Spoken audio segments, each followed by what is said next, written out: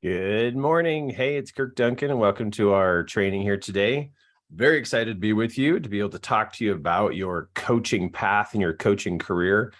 And maybe you're just, in the thought process of wanting to be in this experience of coaching and teaching people, and you're curious. Well, if you're a seasoned coach, if you're brand new, if you saw a friend do this and you're just curious what this is all about, this is a great place to be here today, because today I've got a little bit I want to share with you. And then I also want to just jump right into answering questions. And it's about the coaching world. I've been doing this for a long time now, and I absolutely love it. It's just who I am, what I am. It just is always pumping through my veins, always going through my thoughts, always on my mind, how I can help other people. I had other people help me when I was struggling in my life, and I know the difference it made. And so I want to pay it forward in a huge way for the rest of my life, because it made such a difference for me when other people helped me with their wisdom, with their knowledge, with their experience. It was life-changing for me. And so it's influenced me to want to do the same for others. And I've just absolutely fell in love with serving, teaching, coaching, helping, mentoring. You can put whatever name you want to put on it. It's called getting involved with people's lives and helping them get better, right? Serve better, do better, perform better, like themselves better. And whoever it is, I mean, you can be a coach of all different kinds of topics.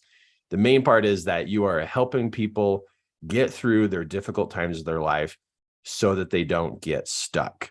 I think a stuck human being does not need to happen. It just does not need to happen. We do not need to have stuck human beings. We can help people get unstuck and get moving forward. We can help them problem solve. And, stepping into the role of being a coach, it's like you're taking on this intention. You're looking for people to help move forward. And wow, just imagine that if we lived on a planet that everybody was that way, right? That's the pie in the sky dream, is that we were all here to help each other move forward. What a beautiful place it would be. Well, my name's Kirk Duncan. Welcome to the training here today. We're going to be talking about coaching. I'm going to be answering questions. Got a few things I want to show you here that are I feel like are very important for you to know about as you are on your coaching journey, whatever level you're at right now. So looking forward to sharing with you. Give me a heads up. Can you hear me? Click the raise the hand button. There's a button on your toolbar there, your Zoom toolbar. Just click that little hand button.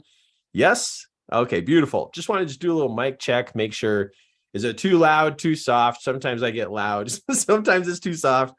And now in the chat box, let's test out. Oh, you guys are already in the chat box. Holy smokes, look at you. You're already talking. But in the chat box, tell me, is it too loud, too soft, just so I don't blow your speakers or I sound like a tiny person. Oh yeah, my camera's not on yet. There we go. Look at you guys just helping me out. See, you could do this too. Yeah, you could just have people to help you and be able to help you move forward in doing your webinars, right? So I've been training and coaching now for a long time. And okay, everybody's saying loud and clear. Good, perfect. Good. Okay, great.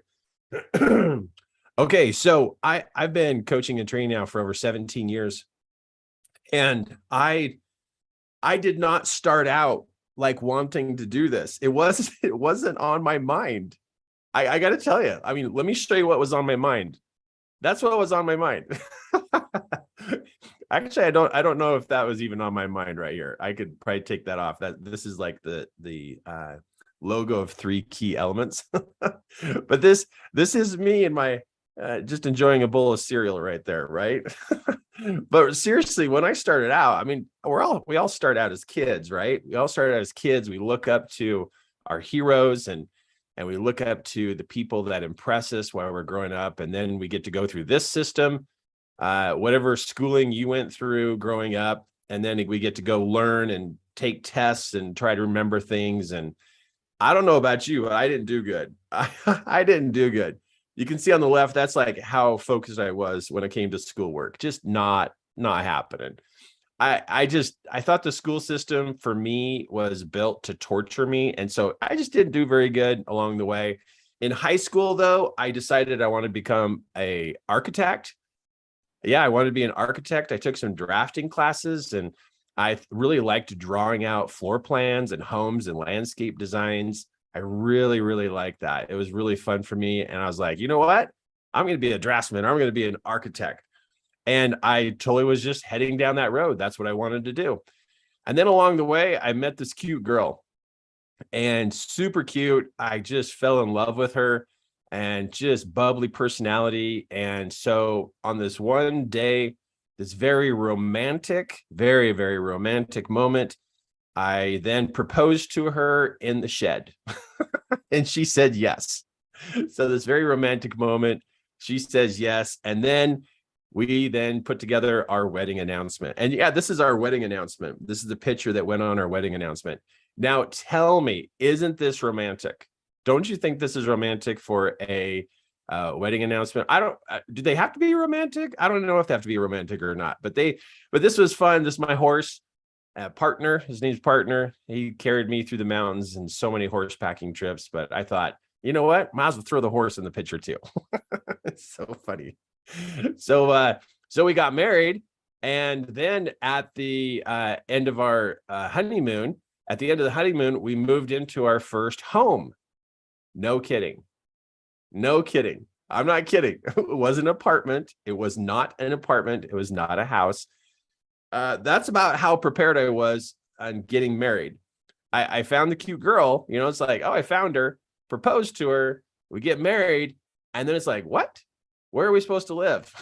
So this is like really like single axle trailer, and we're living in this single axle trailer, and we're starting our life together. That's seriously where I started when I first got married. I did not have a job when we got married. She had a job. I did not have a job. And I then, after we're married and we moved into the single axle trailer, we're like, we're living off her income because I got to go find a job, and we also have to find a place to live. So if I can become a coach and coach people all over the world, you can coach people too.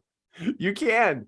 Even if you started out in a single axle camper trailer, you can also coach people sooner or later, because you can learn, you can change, you can develop.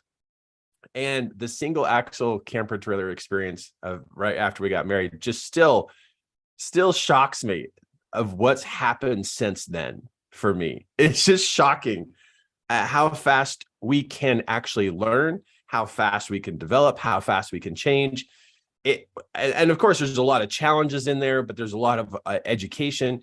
There's a lot of cool things that have happened in my life that just still blow my mind, to absolutely blow my mind, of like, that is what helped me change. Like, there's so many shocking, simple things that I've learned that have helped me develop the way my mind functions. And then I teach other people how to do that. And then their lives also improve in a huge way. So I bring up my beginnings, you know, just to like let you know, whatever situation you're in right now, if you're living in the basement of your parents' house, if you are living in your car, if you have no job, if you've been trying to lose weight for years and you're still struggling with it, if you are in a job and you don't like it, if you just finished school but you can't find a job from what you spent all this money to learn, you know, to get a job, and you can't find a job, or you just got fired, or you just broke up with your girlfriend, or you just got divorced, or maybe at this point in your life you hate God. You know, whatever your situation is, whatever it is, you're not done yet. You're not done. You are not finished with your life. You have more to do with your life. You have things you can change. You can change your mind. You can change your attitude. You can change your personality. You can change any part of you. You can change. There's a guy years and years and years ago that told me you can't change. What a big fat liar. What a big fat liar he was. What a liar. Because I have proven in my life I can change. I can adjust. I can learn new skills. I can stop doing things. I can start doing things. But no matter where you're at right now in your life, I don't care what your situation is. And I just rattled off a bunch of scenarios. Whatever your situation is, it is not the reason why you can't move forward. You just don't know what to do. Whatever your circumstances are, you can change what happens today. You can change what happens tomorrow. You can change what happens next week. You are not finished where you're at. You have to write that down. You are not finished. You have to realize right now that whatever situation you got going on in your life is just the current situation. Everything could change within a week, within 2 weeks, within a month, within 3 months. You could be on the path you've always wanted to be on. You can. But I'm seriously, as a coach, when I hear people's circumstances, okay, so you're living in a car. Okay, so you just got fired. Okay, you just got divorced, or you just got married, or you just started school or just finished school. It's like, whatever your circumstances are, okay, it doesn't affect the way I coach people. It doesn't affect the way that I treat them. I help people activate their mind. That's what we have to do as human beings, is actually use our mind. Instead of letting our mind be an entertainment center, we need to have our mind be a creation center. But too many people are using their mind as an entertainment center. Oh, they watch movies, they watch videos, they just want to go do fun things. They just want to just play all the time. Sounds like a kid. But some of us, finally, we grow up and we become more mature. And it's like, you know what? Okay, I can play, but I want to create. And see, when you step into the zone of like, you know what? I'm done trying to just play all the time. I want to learn how to create. Let's build something. Let's improve something. Let's make a difference. Let's make an impact. And if you've got a little tiny bit of that inside of you, like, man, I wish I could, right? I wish I could create, Kirk, but you don't understand, Kirk. I live in a car. I don't care if you live in a car. You can still learn how to create. I don't care if you just got fired. Whatever your situation is, okay.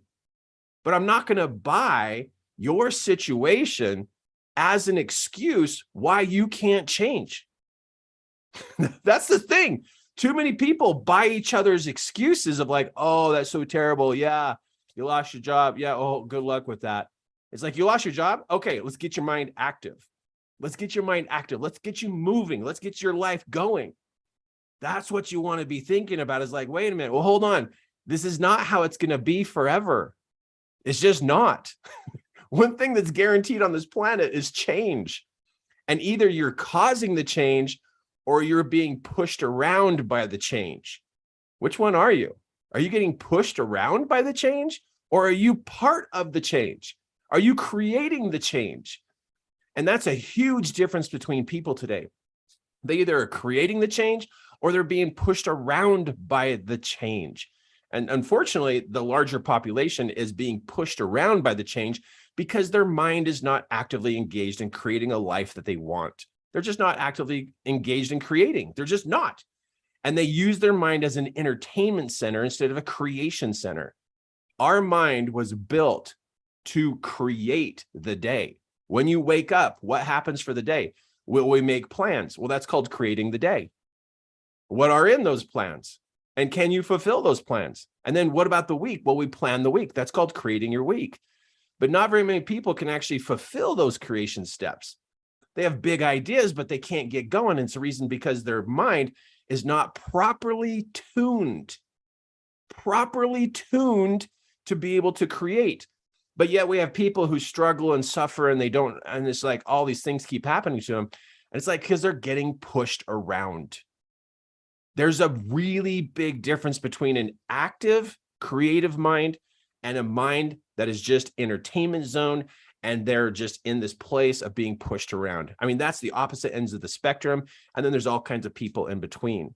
Now, I totally get what it means to have your mind as an entertainment zone. It's like, oh, I just want to play. Oh, I just want the weekend. I just want to be able to be free. And I just want to do all this stuff. It's such a teenager mentality to just always just want to just play and have really no plans of creation. But we do sooner or later, some of us do adapt and become more mature, and we'll like go, oh, you know what? I can play, but you know what? I want to like live a life of purpose. I really do. I want to live a life of purpose. And with that life of purpose, I want to like contribute. I want to matter. I want to make something happen. And then that's where we start to go, well, what could I do? I just want to help people. And that's what can happen to you today. It can happen to you tomorrow is to go, man, I really want to help people. What can I do? How could I serve? And there's so many beautiful ways to be able to serve, right? I mean, so many places we can volunteer. There's so many places we can be part of a movement, and we can be actively engaged in some kind of movement. And then there's this world of coaching. Like, what is this? What is this? How does this work? It's teaching. It's really what it is. It's teaching principles of change. It's helping somebody move through their development from entertainment zone to creation zone inside their mind. And today there's so many things that you can be caught up into entertainment in your head to escape the difficulties of life. But unfortunately, that becomes a trap. And then people don't know how to activate their mind. And so then they search out a coach. They search out a mentor. They search out a friend who's like, well, what do I do? And many times that friend or family member doesn't really know the advice to give to help activate a person's mind. And it's actually more than just advice. It's actually training. What is the actual training needed to be able to activate a person's mind to be a creation center instead of just an entertainment center? And that's what I do, is I train coaches. I train people to be able to coach the content of how to activate the mind so that it's more of a creation zone and not an entertainment zone. And so that's what I do, is I help people learn these skills, learn these principles, learn these techniques so that they can go out and either just share them with their friends, share them with their family, or they actually teach that. And like they actually start a business and they actually train people on these principles, because it literally is an exercise program for the mind. It's not just entertainment. The way I coach is not for entertainment. It's for like work. It's like you are actually doing these steps and literally working your mind. Like it's a workout, but you get fit. You get mentally fit, emotionally fit. And how many people would you consider are emotionally fit or mentally fit? How many? I mean, look around and see who would you say is emotionally and mentally fit and socially fit, right? And financially fit. Well, all of that being able to be emotional, mental, socially, financially fit comes from mental exercise. Mental exercise on the inside to get strong and healthy so that you can be strong and healthy in your presence in the world. And so that's what I do, is I train people on what these principles and techniques are so that they then can go out and teach people. And then now people are willing to pay for the time and the energy and the effort and the content so that they can learn how to do that too. It's like if you walk into a gym and they have if you wanted to hire a trainer, you could go to the gym and you can do it yourself, right? But a trainer, like a fitness trainer, knows the specific exercises and the particular routines and the particular moves and the adjustments to make it even better. And so people are willing to pay for a fitness trainer or a nutritional expert to help them with their food. I mean, how many times do you see people like, yeah, I just hired somebody. The same thing happens with coaching. That's for exercise of the mind up here. It's also exercise for the heart, for the emotions. And so a life coach, or whatever type of coach you want to be, people are hiring you just like a fitness trainer, a nutritional expert, a chiropractor, a dentist, a mechanic, a landscaper. All of these people have particular skills to be able to help improve an area of your life.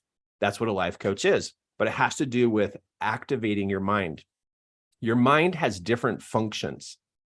It has different compartments and different functions in how we perform. And sometimes there's a couple of those functions that just are not working. They're just not. I know this from my personal experience, is I found that I had different functions in my mind that were close to not even doing anything, like super close to zero. And when I learned that this is an important function of my mind, and I began to activate that function of my mind, what? My whole life started to change. And it's like, what is going on? And then people ask me like, what are you doing? And I say, let me show you what I'm doing. And I showed them what I was doing. And then they started doing it. And then their life got better. And they're like, holy cow, can you teach my friend? And then they said, here, teach my other friend. And then more and more people started to come to me. And then now I've got an audience. And now I'm teaching people for the last 17, almost 18 years of coaching and helping people, because I figured out what was wrong with my head and what was wrong with my emotions. It's like, finally, I figured out what was wrong. I got to tell you, knowing what the problem really is a game changer.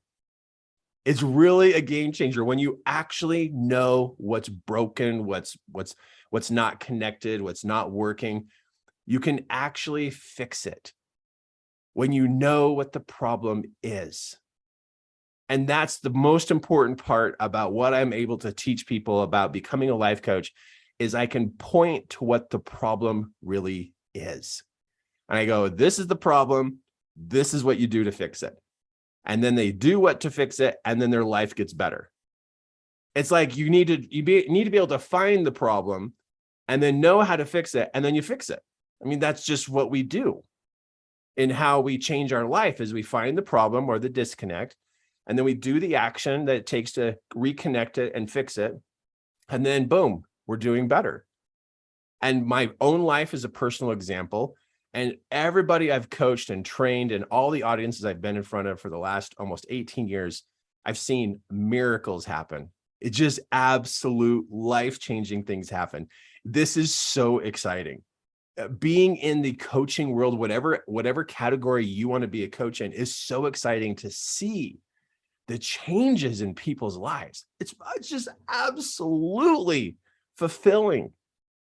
It is absolutely fulfilling and amazing to see this happen. And seriously, in the world today, there's a lot of people who need some help, right? I mean, because all the pressures and things going on in the world right now is really pushing on people. And if there are some deficiencies or some slightly broken parts inside of them or slightly disconnects, pressure causes those to come apart. And because of the pressure in the world, we're having more people than ever having come aparts, and they don't know how to put it back together. That's why right now, more important than any time on the planet, we need more people to be coaches. So if you've ever thought about fully getting into this and fully doing this, you got to get yourself into this. Learn what this is all about. Learn about the functions of the mind. Learn where to look for the problems. See what's going on, and then go, oh, I know what to do.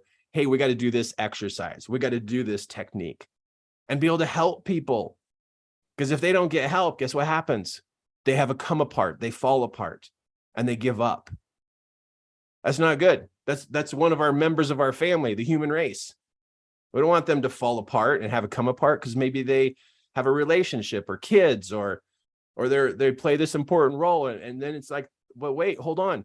It's their own personal value. We don't want that person to fall. No, we don't let people fall, right? We get involved and it's like, wait, hold on. Tell me what you've been doing. Let me help you with this. But what if you knew how to do this better? Well, maybe you need to start first, right? And understand how all this works. But what if you could do this? What if you could help people and you knew what was going on the inside? Now, when I say know what's going on the inside, like, what do you mean by that, Kirk? Like, what does that mean? Let me just show you this screenshot really quick. I love showing screenshots. It's always a great way to explain things. And so I got a lot of different screenshots I want to show here, and then we're going to get into questions. Let me just position this. Okay, look at this. Most people, when they don't like the result of what's going on, they work on the surface things to try to fix what the result is. They work on the surface. And so they work on behaviors and actions, trying to fix what's going on. But the truth of it is, down here, down underneath the tree, what is there? You know this. There's roots below the tree. There's roots. And so there's a root system that provides what the tree needs above the surface. And so what happens is generally people will give advice that's actually surface advice. That's the most common things passed around as surface advice. And it helps for a little bit. It causes some relief, but it doesn't cause change. And that's what you want to learn how to do, is you want to learn how to do the principles of change. Like, how do you change things? How can you change the functions of how the mind is functioning? And so it can function better. But that means you got to be able to think, oh, wait a minute, I got to work on something, more than just surface, more than just a casual conversation with this person. There's got to be some looking around on the inside and going, hold on, wait a minute, what's going on in this person's root system? Because the roots produce the fruits. That's just how it works. We all know that. The roots bring the nutrition or the nutrients to fruits for the fruits to grow. And if these roots are tainted or rotted or have problems, this tree is going to have a problem with producing fruit, right? And so we got to be able to look underneath and go, okay, let's look at your habits, your beliefs, your patterns, your paradigms, and just go, all right, what's going on in here? And then know the techniques of how to train them so they have an exercise plan for the mind and for their emotions to be able to become more healthy and fit in this area. When the roots are in good order and good place, the fruits they produce are good and or bigger or more plentiful. And so the way my mind works is, and what I've learned from coaching is, yes, look at what's going on the surface, but you got to have the skill to look into the roots. And I love teaching coaches how to do this. I love teaching people how to do this, where to look, what to look for. So then you can see, oh, this is what's going on. Okay, we're going to use this technique, and you're going to practice this each day as an exercise to move the function of your mind to perform better, so we can take off these X's so these blocks are not there. We can take these off. And when you take the blocks off the root system, this person performs better. It's still the same amount of time in a day, but they perform better. When we remove the blocks on their beliefs, on their paradigms, on their patterns, on their habits, when we remove the blocks, they perform better. But when there are blocks, it slows the person down. It causes the person to make choices that are not the best productive way. And so a root system that is blocked is going to choke the fruit from happening.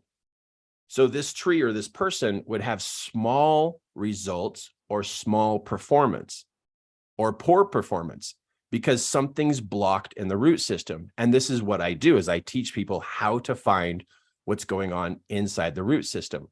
I love this. I just absolutely love this because it changes my life to be better, and it helps each person I work with and the coaches that I've trained, the people that they work with, cause change in their life too. So write that down in your notes. The roots produce the fruits, and how that happens is because it's just natural. That's just naturally how it works. If you keep spending time trying to solve the surface issue, it doesn't stick. And that's why some coaches don't do very well, is because they're only solving surface issues, which causes temporary moments of relief, but it doesn't cause change. Does that make sense? I hope that makes sense. If I'm making sense, say something in the chat like, yeah, you're making sense, Kirk, or click the raise the hand button. Either way, give me a little signal to let me know that you're getting what I'm saying here, because this is a really good mind shift to go, wow, have I been a surface advice person? And the question is, are you so curious and you want to learn how to do this?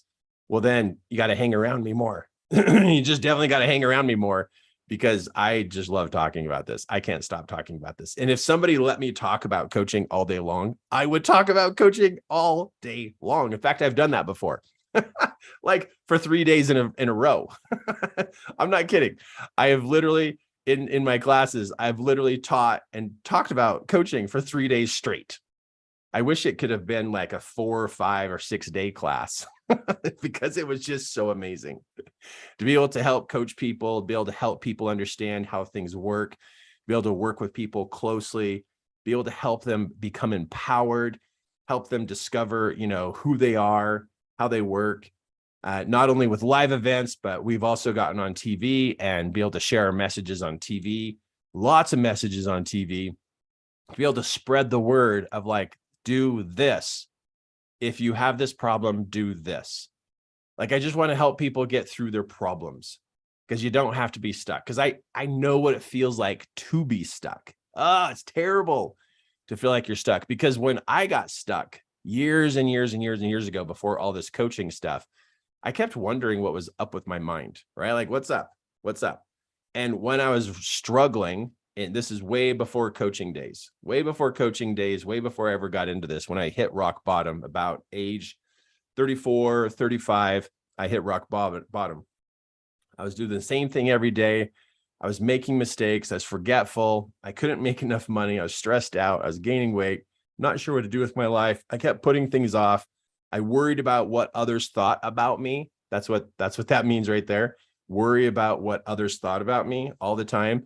And I knew I could do better, but I couldn't. I couldn't understand, why can't I do better? I know better, but why can't I do it? So all these struggles that I had before I got into my own personal development, there were days of like going up, and things going well, but then stuff would happen and I'd run into these snags, and then they would cause me to go down. But it kept going down. It kept going down. There kept being more and more problems, because I'd have challenges and difficulties. I'd get down on myself, and it just drove me to the bottom. And I don't know about you, but when I hit rock bottom, it's like everything's terrible. I hate everything. I even hate myself. And hating myself doesn't do me good, because when I'm down that low, that was the lowest I've ever been in my entire life, when I was at the age of 34, 35. Super depressed, super discouraged, couldn't figure myself out. I could not figure out how to make changes in my life. Thank goodness there were friends and family who introduced me to, there were friends who introduced me to a seminar, and I went to the seminar, and I hated the first day, because I thought they were just trying to fix me. But then the second day I started to listen. And as I started to listen, it was like, wait a minute, you mean we can really change? And they had some goofy things for us to do to like create change in our life. And I was like, what? And I started to use them. And I was having suicidal thoughts. I mean, this is how bad it was. I was having suicidal thoughts. And then here I'm learning these things about change. And as I started to learn about things about change, I saw that there was this possibility I could get out of it, but I had to do the work. I realized I have to do the steps and the work to change my mind. And so I started doing the work. And as I started to do the work, I started to crawl out of where I was. And I started to get back up to where I was, but it didn't stop there. It just kept going. And it's been going ever since. Once I woke up to the fact that there's functions of my mind that are not functioning, and I activated those parts of my mind, my performance went up. Once I realized there were functions of my mind that were not active, and I activated them through exercises, techniques, things I did every day. Through that, I activated my mind. And then my mind, because it was active, I did better. I felt better. I did better. I treated people better. My life got better, because the functions of my mind that were not functioning, that were used for more of entertainment, not for creativity and creation, they were finally becoming used and worked with. And as I came out of the pit of suicide and depression, as I came out of the pit and I started looking around, it's like, oh my goodness, there's more people who are in the gray zone, in the red zone, than I ever realized. Because when you're down here, you can't see all the other people. But when you start to come back up out of it, it's like, whoa, hold on, there is a green zone. And I look at the red zone, it's like, oh my gosh, there's people there. And there's also people in the gray zone. I got to help them. They don't know what's going on. They don't know what they need to do. And so then I started teaching classes. I started teaching people one-on-one, started helping them. And I would tell every person I met, I said, hey, one of the things that happens to you is you're going to get inspiration of like what to do with your life or who you are and the impact you can make. But if you don't do it, it can push you down because the weight of what you could do, and it bothers you because you're not doing it. Because you know what you need to do, but you're scared to do it and you don't do it, but it's just going to get heavy and heavy and heavy and heavy. And that's the first parts of depression, is the heaviness of, I know I could do this, but I'm not because I'm scared or because I don't know how. And it can literally crush a person and it can send you down. Not the inspiration, but the lack of action because you're scared or you don't know what you're doing, right? And so that's what I do now is I'm like, hey, I want to help you get out of the red zone. I want to help you get out of the gray zone. I want to help you do better. So I love working with people who want to be coaches or want to be better coaches. And because I know the more of us that there are, the more impact we're going to make, and we're going to help people get out of the red zone. Because when you're down here in the bottom and it feels like there's nowhere else to go, the next step in this point is to end your life. To end your life. Or at this point, you're also completely shut off from all family, from friends, from kids, from spouse, from relationships, and from God. I mean, you're disconnected from everything. I know that feeling.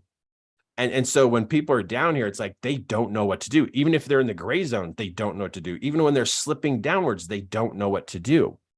So many people act like they know what to do, but they don't know what to do. And so they're slowly creeping down, sliding down to the bottom.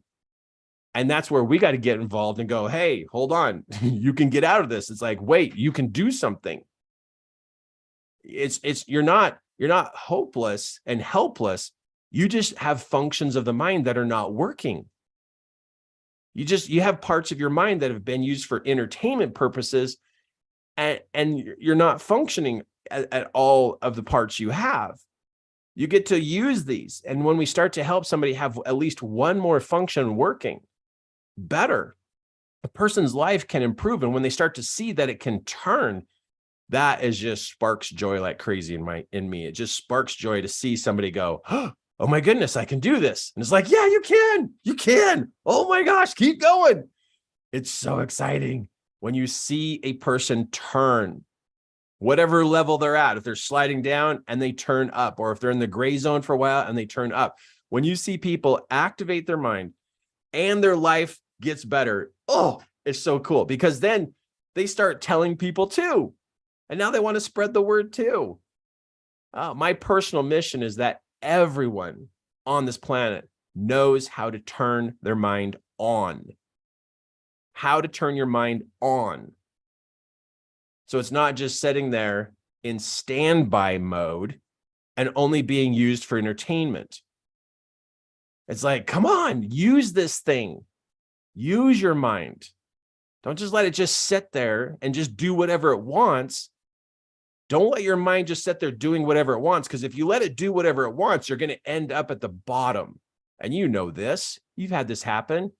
You let your mind get out of control. It'll go negative. It'll go catastrophic. It'll get weird and psycho and just, yucky and weird. And if you let your mind just go wherever it wants, we have to get a hold of our mind and activate it, turn it on, and then drive it. The mind must be driven, or it will drive you crazy. You either drive yourself to creation, or it will drive you to craziness. And not craziness fun, craziness bad. If you don't drive, you'll crash. Write that down. If you don't drive your mind, you will crash. And too many people are crashing. Too many people are crashing. They don't know what to do. And it bothers me that they don't know what to do. It's like, we need more people talking about this. We need more people on social media actually talking about how to drive the mind. Motivational statements like cute quotes and cute memes of motivational stuff, those are like little tiny sparks. But we need to be people who are like, this is what you do to change. We need to be the kind of people who actually talk about change, not about a little tiny burst of happiness for 1 second until they scroll to the next thing. That doesn't create change. It just sparks a tiny bit of hope. And then it's gone because their mind is not being driven and they're on their way to crashing. So I want to literally help as many people and train as many people as possible to become coaches so that they can be out there creating change, permanent change, not temporary motivation or temporary relief. That means the person's going to go back to where they're at. I'm talking about a path of change. Now, I'm going to remind you, if I can change, if I can go from trailer thinking, which trailers are not bad, right? It's just my mind wasn't active. So no matter where you're at in your life, you can activate your mind. You can activate it. You might not know what to do or how to adjust what you're doing to make it work. That's why you need to hang around me, and so I can teach you and show you and show you how to make this happen in your life so you can drive your mind, or your mind's going to drive you crazy. It's going to drive you nuts. And if you're wondering what's up with your mind, it's probably because you're not driving and you don't know what the functions are that you're driving. If you're at the bottom, don't check out. If you're at the bottom, don't check out. You're not done yet. No, you're not. It's not over. Yeah, you might be down there and it hurts and somebody hurt you, or it just seems like everything's gone and hopeless, but you're not done. You can change. You literally can change direction. Change direction. And if you're like, I don't know what to do, I'm not sure what to do. Well, then get a coach, get somebody who knows how to do this. Hang around me, show up to these webinars, do the work I tell you to do, and it'll start to change your mind and move you in the direction you really want to go. Okay. So lots I've shared with you right now, lots I've shared with you, but I just want to share this. When it comes to change, there's 3 key components or 3 key elements that really began the process of change. It's the beginning stages of being able to, actually manage your mind and drive your mind. You have eyes that look outward, and you also have an internal set of eyes. You have a voice that speaks out of your mouth, but you also have a voice inside your head. So you have external eyes, internal eyes, external voice, internal voice. Your feelings don't just stay inside your body. Your feelings radiate out from your body. It's called a vibration. So you have an external vibration and an internal vibration. So you have internal eyes, internal voice, internal vibration. Those 3, if they are not managed, will cause chaos in your outside or external world around you. If what you see in your mind is not managed, if what you say in your mind, what you feel inside your body are not managed, they will cause you to crash. You will end up crashing. These 3 have to be governed and driven to what you want them to do, what you want them to see, what you want it to see, what you're saying inside, and what you feel inside. These 3 key elements, if they are not governed and not driven, you will crash financially, emotionally, socially, mentally, spiritually. You will crash. When these 3 are out of control, or even one of these 3 is out of control, it will infest and infect the other 2, and you will end up crashing. You need to know you will be on a path to crash, either slowly drifting off the road or a jerk of the wheel and you're off the road and you're crashing. And you're either going to crash into people and hurt other people with your reckless driving, or you're going to hurt everybody in the vehicle that is traveling through life with you. So you need to know, it is very important that you understand that you are driving a vehicle. It is your body.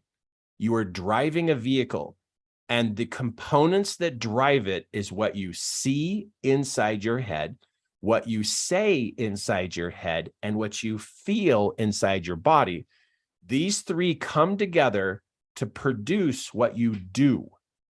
They come together to produce what you do. Ultimately, what you do is based upon these three. Now, this is the beginnings. This is not the whole entire equation, because I don't have time to tell you the whole entire equation. But the beginning of this is these three, and they then directly affect what you do. And that means your results can be big, or it means that your results can be super tiny, or they can be nothing. It's going to be anywhere between. But it's based upon what's happening inside your head. Common thinking is that you have to change what you're doing on the outside of you. Like, that's all you have to do is surface maintenance. Like, oh, I'm just going to just change my calendar. That'll fix everything. No, it doesn't. I'm just going to move. If I move to a different house, my whole life will be different. No, it won't. Because you take the same head with you. This head goes with you to the next job. This head goes with you to the next relationship. This head goes with you to the next place you live. This head is there tomorrow and next week and next month and next year. That's why the same problems keep reoccurring, is because your problems are you're not driving what's going on inside your head. I train coaches how to do this, how to manage and drive these beginning three functions. Because if you can drive these three, you can drive your actions, and you can get to these kind of results because you are in alignment with those kind of results. If you have poor control of what you see, say, and feel, you will have little results to no results. And you'll wonder what's wrong with you. But I'm telling you what's wrong. I'm telling you what's wrong. It's right here. You have these three key elements inside, these functions of the mind that are common to being out of control. Because the C category inside of a person's mind is usually used for entertainment. And it's usually reckless, and it's usually out of complete hands-on driving. And then what a person says inside their head is usually out of control. It's usually mostly negative. And then the feelings, people let their feelings fly all over the place with like little to no control at all of their feelings. I even hear people say, well, what I feel is just what I feel. Like they just think like feelings are supposed to like have their own intelligence or something. They're not. Feelings don't have their own intelligence. It's a response. It's a reaction. It's a response and reaction to something else based upon what you see and say. So when people let their feelings go wherever they want, they are reckless, and they are going to crash into somebody, or they're going to crash themselves if they don't understand how to manage their feelings.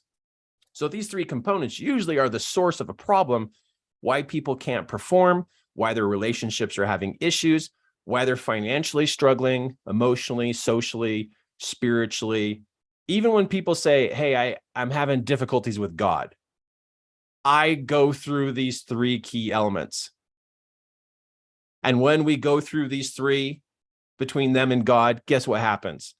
Their relationship with God improves, because these were reckless and they were being used for entertainment, not for creation. Our mind ought to be used for creation, not for entertainment. Entertainment's got to be way down the list, not for entertainment. We use this to create, period. We create our day, we create our hour, we create our minute, we create our second, we create our life. This is what creates our life. And if we don't like our life, it's because our creation machine isn't working, because nobody's working it. It's our creation machine. It has components. It has mechanisms. It has systems. It works when you use it. But when it's only activated on the inside for just, whatever's going on in the world, and it's just a dumping ground, then your life is going to be in the dumps. If you dump junk in here, your life is going to be junk. If you dump trash, your life is going to be trash. If you use this for poor thinking or catastrophic thinking, your life is going to be catastrophic. It's pretty simple when you look at how this works. And I get really, like, you can tell I could just get like, what? We got to do something about this. We really do. We really do. Like, we got to pay attention to what we're using these for. And when we're not using them, they're causing problems because they're out of control. The see, the say, the feel has not been trained. And so it's just doing whatever it wants. And when you do whatever you want, you end up crashing. So you yourself, if you need a coach, you should hire me. If you need a coach, you should hire me. You should hire me, because I will do my mechanic work on the inside of your head and help you. If you want to be a coach and know how to coach this and how to train this, then you should work with me in my Coach Fast Track program. You should work in my Coach Fast Track program to learn how to become a coach and learn how this works. So you could straighten out your life and also help the people around you straighten out their life. That would be worth the investment right there. That would be worth the investment, that you have the power, the understanding, the knowledge, the skill, the confidence to teach this. So you can not only change your life, but you could help every person you come in contact with who is out of control, who has broken parts, disconnected parts inside their head. That's where the problems are. It's in people's heads. When people are wondering, well, I don't know where this problem came from. Yeah, it came from your head. I don't know how I got into this problem. It's because of your head. I don't know why I'm having difficulties with relationships. It's in your head. I don't know why God feels so distant. It's in your head. I don't know why I can't make money. It's in your head. The answer is, it's in your head. I hope you're writing that down. It's in your head. Look no further. Your issues of results and their issues of results are in your head. It's a head game. It's a head game. It's head. It's in your head. It's between your ears. It's behind your eyeballs. It's in your head. But there's these particular functions, see, say, feel. And if you don't know how to work them, you don't know how to manage them. I mean, again, this is the beginning. This is the beginning of a journey of understanding the functions of the mind. Because if you don't know how the functions work and you don't know where the problems could be, you can't fix it. So since you can't fix yourself, guess what you try to do? You try to fix other people. You try to fix your spouse. You try to fix your kids. You try to fix your boss. You try to fix your partners. You try to fix anybody around you. You're thinking they're the problem. Yeah, they're the problem. And that's where people are completely incorrect. It's not the people around you of why you can't perform. It's your head. And since people don't know what to do with their head, they don't know where to look, they don't know what they're doing, they then look to the outside and go, oh, you're right there? Well, he must be the problem. And then that causes challenges in relationships and marriages and between kids and teenagers and friends and coworkers and all this stuff. Now it's blame time. Blame. Since I can't figure out my own head, you must be the problem. And so now we have a whole nother problem, is that they don't even know it's them. They think it's somebody else. But that's why a coach needs to show up and say, no, it's not them, it's you. And they're like, no, it's not me. And it's like, yeah, it is. And so people not only need to know how to do this, they need to know that this even exists. And hear me when I say what I'm going to say next. The idea and the truth of where the problems really exist is being smeared. Because if people can get into blame, they'll never fix themselves. They'll never correct the issue. Never. Blame and complaining and excuses about other people, that this person will never, ever correct where the issue is. It's in the roots. It's in the roots of their mind, not in the other people. It's not there.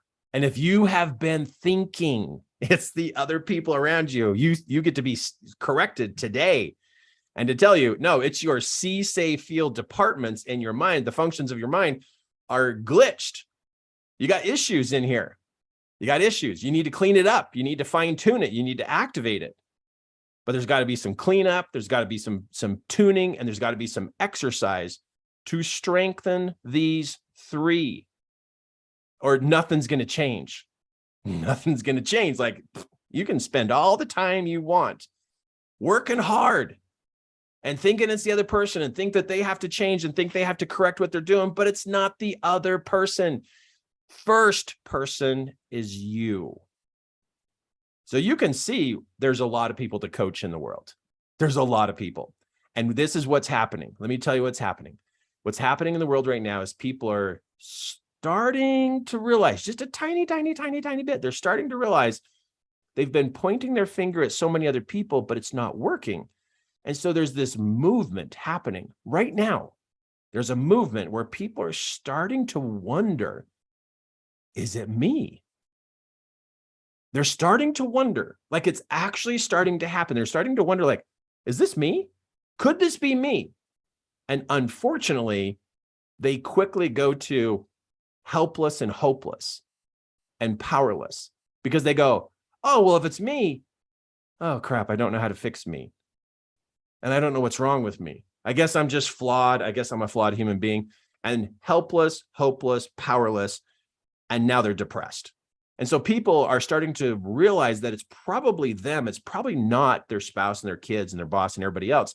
And they're starting to consider it's them, but they don't know what to do. And so they go to helpless, hopeless, and powerless, like super slippery slide fast.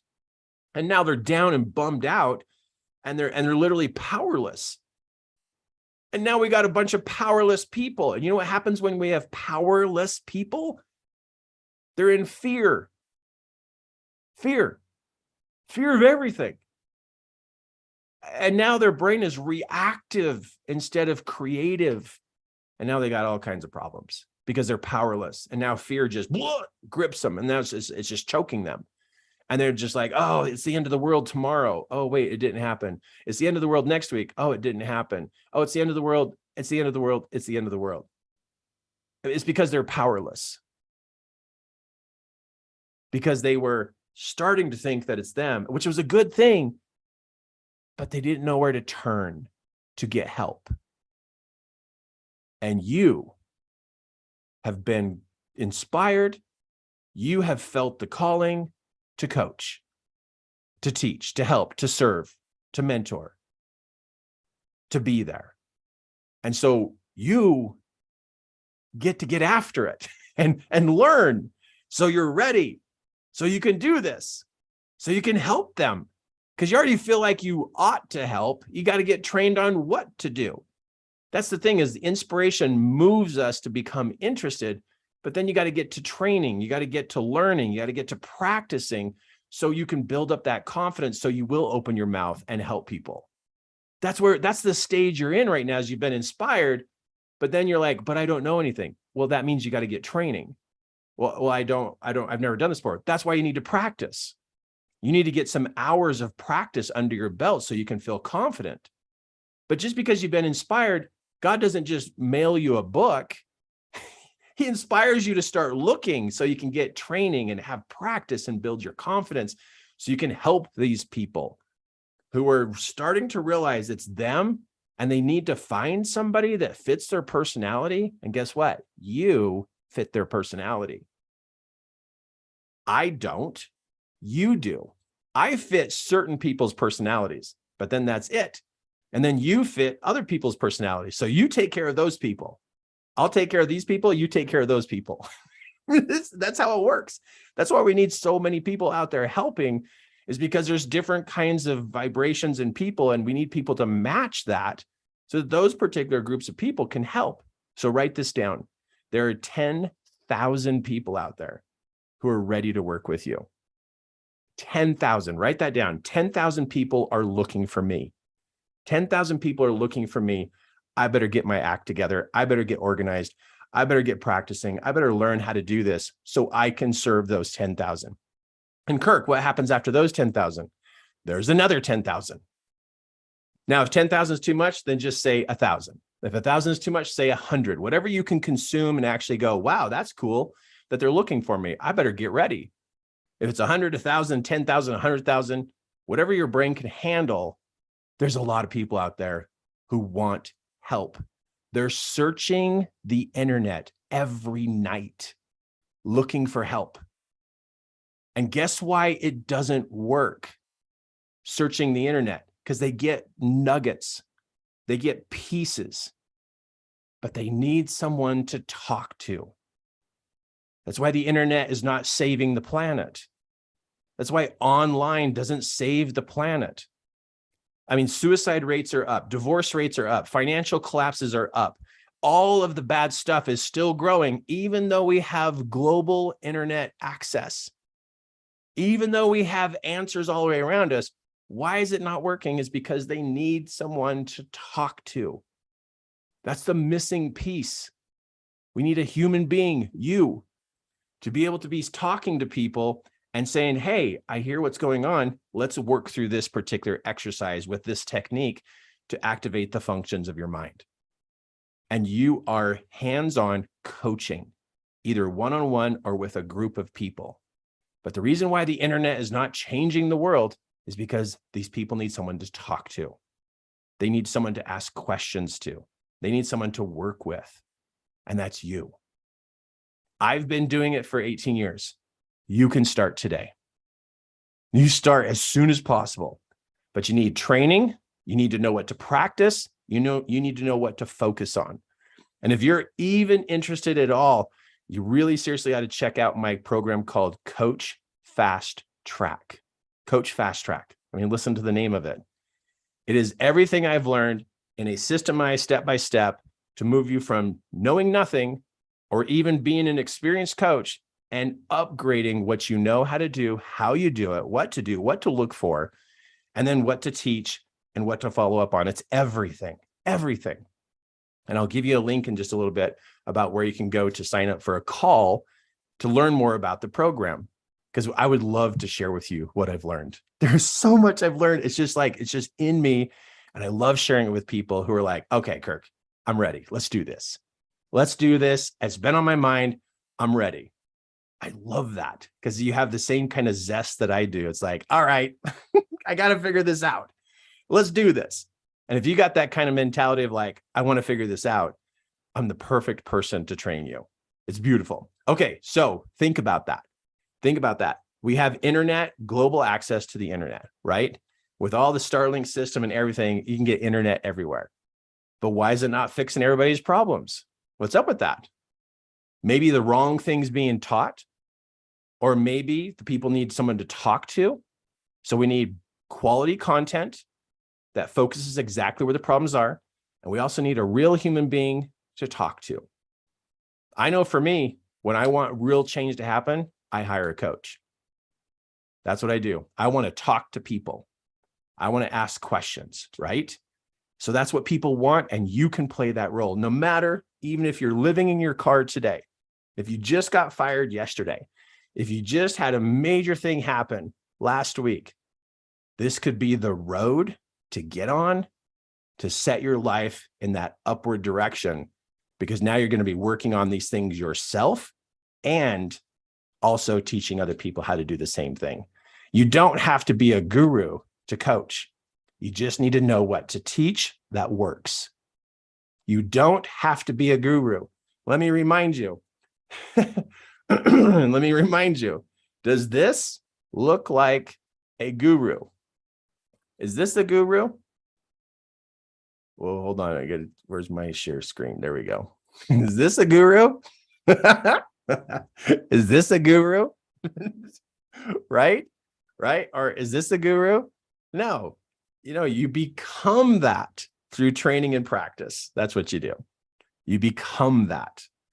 Okay. So I hope I'm like opening your mind to like what could happen, like the possibilities of what could happen here. And you so fit this. I mean, the fact that you're here, you so fit this. as a coach to make a difference. You really do. It's not just this, oh, what you think and feel. It breaks it down into components, right? It's in components. Cool. Very, very, very, very cool. Okay, let's do some questions. So in the Q&A box, I want you to type the questions you came here with. What questions can I answer for you? As a coach, as an up-and-coming coach, or whatever you got going on, put the questions in the Q&A box. So on your Zoom toolbar, there is a Q&A section or a button you click, and then it opens up this little screen, and then you type in the question, and then that question then shows up on my screen so I can see it in case you've never used that before. But that's what you do, is you go ahead and go there and type in your question, because I want to start answering questions for you. What I love about showing up here for you at this time is there could be one thing here that like moves you, right? Like one thing that could move you to be able to just hold on longer, or dive in deeper, or believe in yourself just a little bit more about the direction that you're going. Like what I hope there's something here to be able to show you how real this is. And if anybody ever goes to question you and say, well, why are you getting into coaching? That's just such a weird thing. Maybe today you can talk to them a little bit more, at a higher level, and go, well, let me show you why coaching is important. It's just like a fitness trainer. It's just like a dentist, a chiropractor. It's just like a landscape or mechanic. It's just like these people all do particular things to help us improve our life. And so does coaching, because it's a head thing. It's a head thing.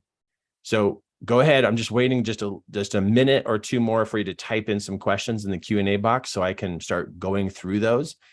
And while you're waiting, if you want to know more about my Coach Fast Track program and are ready to get trained and learn how to activate the functions of the mind and what those are and how it works, it doesn't hurt to go here and schedule a call and to be able to hear about it. This is not a high pressure sales phone call. This is an information call. You will get all the information so you can make a decision. You can hear all about the program. We'll tell you exactly how it works. It'll either be myself on the call, or one of my executives will be on the call to be able to answer your questions, tell you all about it, so you can see what this is and if this really feels right for you, if it fits what you hope it would be to help you, support you, and move you forward.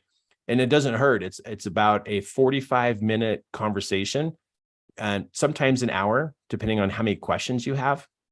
But we go through all the details, tell you how it works, everything.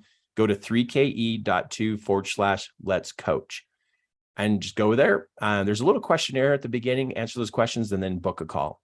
And then you can learn about this and see, is this a good fit for you?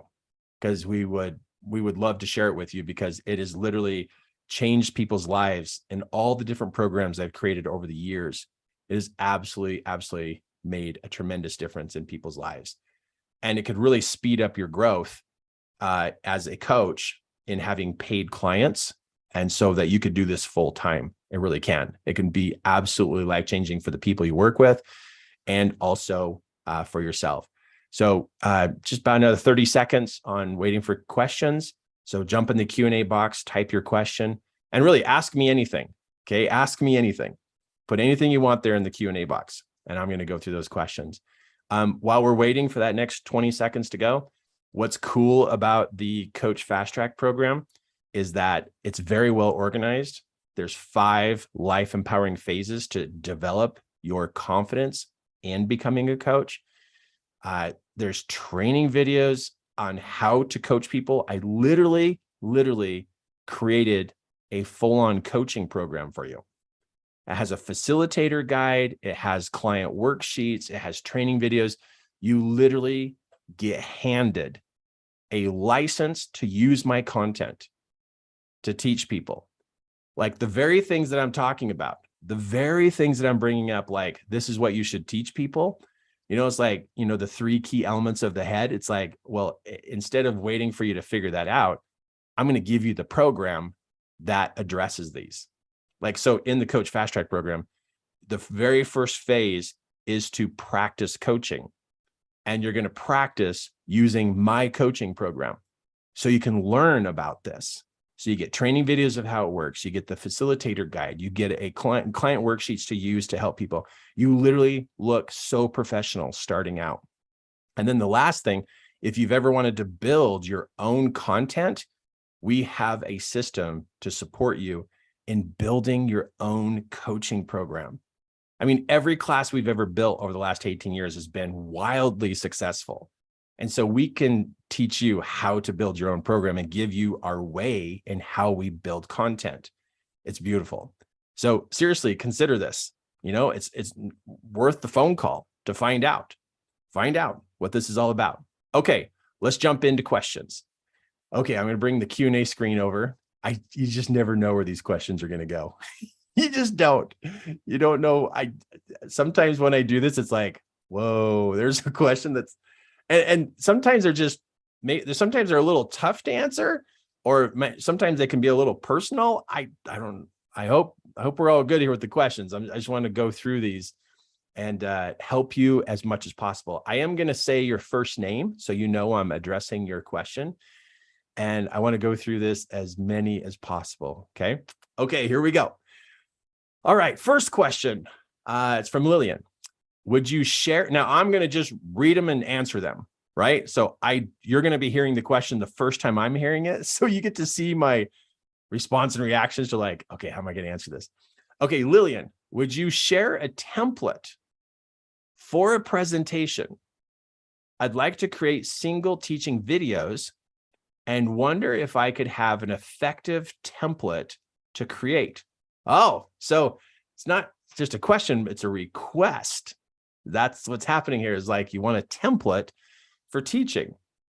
Let's see if I thought of this one ahead of time. Let me look at my screens. Okay, here you go. Here is your template.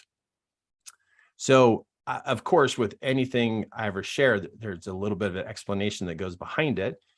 So the psychology of instruction. This is the template of talking about content. And what I mean by that is, this is whenever I'm putting content together or a presentation together, I know that the most important part about the presentation is the connection between me, them, and what's being said. Me, them, and what's being said. If I can answer these questions inside the presentation, it's a home run presentation. Home run. If through the course of talking to the audience, through a webinar or in person, if I can answer these questions throughout the presentation, boom, I'm answering everything inside their mind about the topic I'm talking about. Whatever the topic is, the psychology of learning is still the same. So no matter what the topic is, the psychology of learning is still the same. People still have these same questions. If you don't, Lillian, if you don't answer these questions during your presentation, you're going to leave the person wondering. They're going to be wondering about the unanswered part, like, well, when do I use this? Or how does this work? Or what is this? Why is this important? And so it's important to answer the psychological questions that go on naturally in the mind. Now, this is probably a little bit deeper than what you probably wanted, but this was a slide that I grabbed that I thought, I bet you someone's going to ask this. But over the years of teaching seminars and teaching webinars, I've learned that if I miss some of these questions, I can feel it's an emptier presentation. And so you want to look at these questions. And you can see that the arrow starts at the bottom. So why is this important? What is this? How does it work? Where do I use it? When do I use it? And who will this impact? These questions need to go in this order. So this would start in the beginning part of your presentation, somewhere in the beginning. And before you end, you are answering all these questions. And so this could be a template, for a presentation. And of course, in the beginning, you would intro yourself, you would introduce yourself, and you would, then do the instruction. And then a lot of these answers here are actually inspiring. And then the last thing you do is you invite the people to take a step. So it goes from intro, instruct, inspire, invite. Intro, instruct, inspire, invite. Intro, instruct, inspire, invite is my 4 cornerstones of a presentation. And then this is the psychology of instruction. So no matter how you format the actual presentation, look at your content and ask yourself, does it answer these questions? And if it does, it's going to make an impact on the person.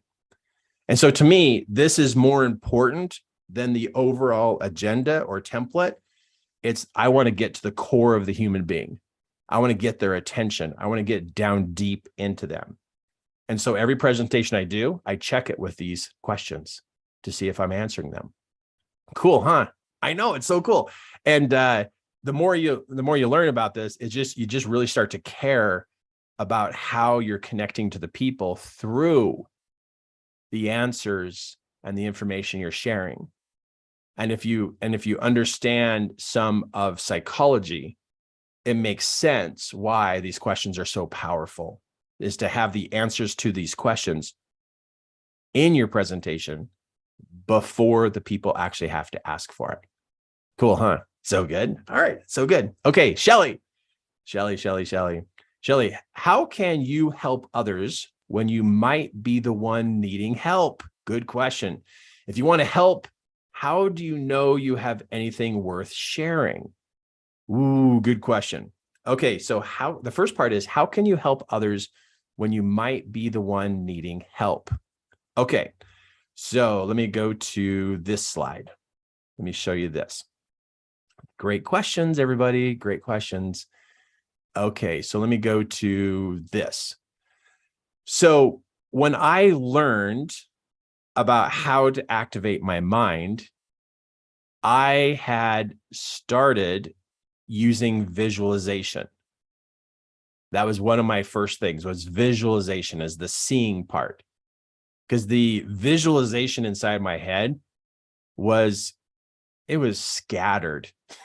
I was so scattered in my head, right? Like I was just scattered. But I learned about visualization and I was just starting to practice it. I'm not kidding, like maybe even just a few days. But I noticed there was something different about me. Like because I was practicing visualization, it was actually helping me to focus, which is good because if I focus, I get more done. When I'm not focused, I don't get as much done. But I never in a million years would have thought that visualization practice, the exercise of intentional visualization, was actually beginning to hone my focusing skills. And so after a couple of days, I started noticing that something was different. So I told some people, I said, hey, I'm doing this thing and it's already working. And it's only been a couple of days. I don't have any results, right? I mean, I just see a little bit of difference. I guess that is a result, but it didn't really transfer into some kind of other result. But it was just, I noticed a difference. So I was already telling people.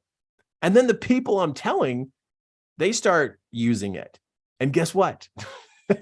A few of them passed me up.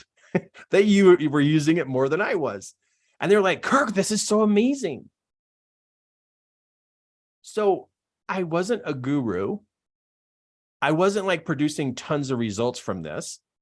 I just noticed a difference. And I was brand new at it, but I was already trying to pass the information along. That was at the very beginning. And when I was passing the information along, I had people ask, oh, so do you coach people with this? Do you teach people this? And I was like, oh, no, because I was brand new, right? I'm like brand new. I'm like, no, I'm just using this. But they were asking if I could teach them. Now, why? Why were they asking me? Because I was enthusiastic about what I was seeing happen. I was sharing with them steps. I was sharing with them my belief in this. So there was belief, there was steps, and there was enthusiasm. I guess belief and enthusiasm kind of go together, but they're kind of a little bit different too. But there was steps I was sharing. I was telling them that something was changing, and I was sharing. And so here, people were already interested and they were willing to listen to me, and they were willing to literally hear me out with the steps that I was teaching. Now, after 18 years of experience, I've learned a lot more steps, but in the beginning, people still listened. And Sherry, that's the thing.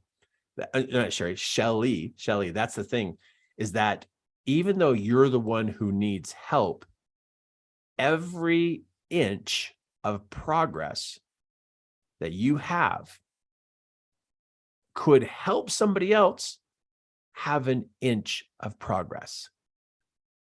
So if you make an inch of progress, tell somebody, tell them what you're doing. Say, hey, I just did this and this is great. Like, I don't know if you want to try this. And you want to tell them, I just started, but you can already be inspiring people around you and be in the practice of sharing. So Shelly, that's the first part, is how can you do that? Well, you just do, you just share. You don't wait until the big gigantic thing happened, because you could have helped hundreds of people, dozens or hundreds of people along the way. And so you want to practice the sharing and practice telling people what you're doing. That's the tricky part, is how do you describe this in steps so that people could do it themselves? And that's why you want to practice telling people, so you get better at explaining the steps of how it works. Okay, the second part, if you want to help, how do you know you have anything worth sharing? Okay, so now it's like value, right? Worth sharing. Look to see if it makes a difference in your life. And if it does, it has worth.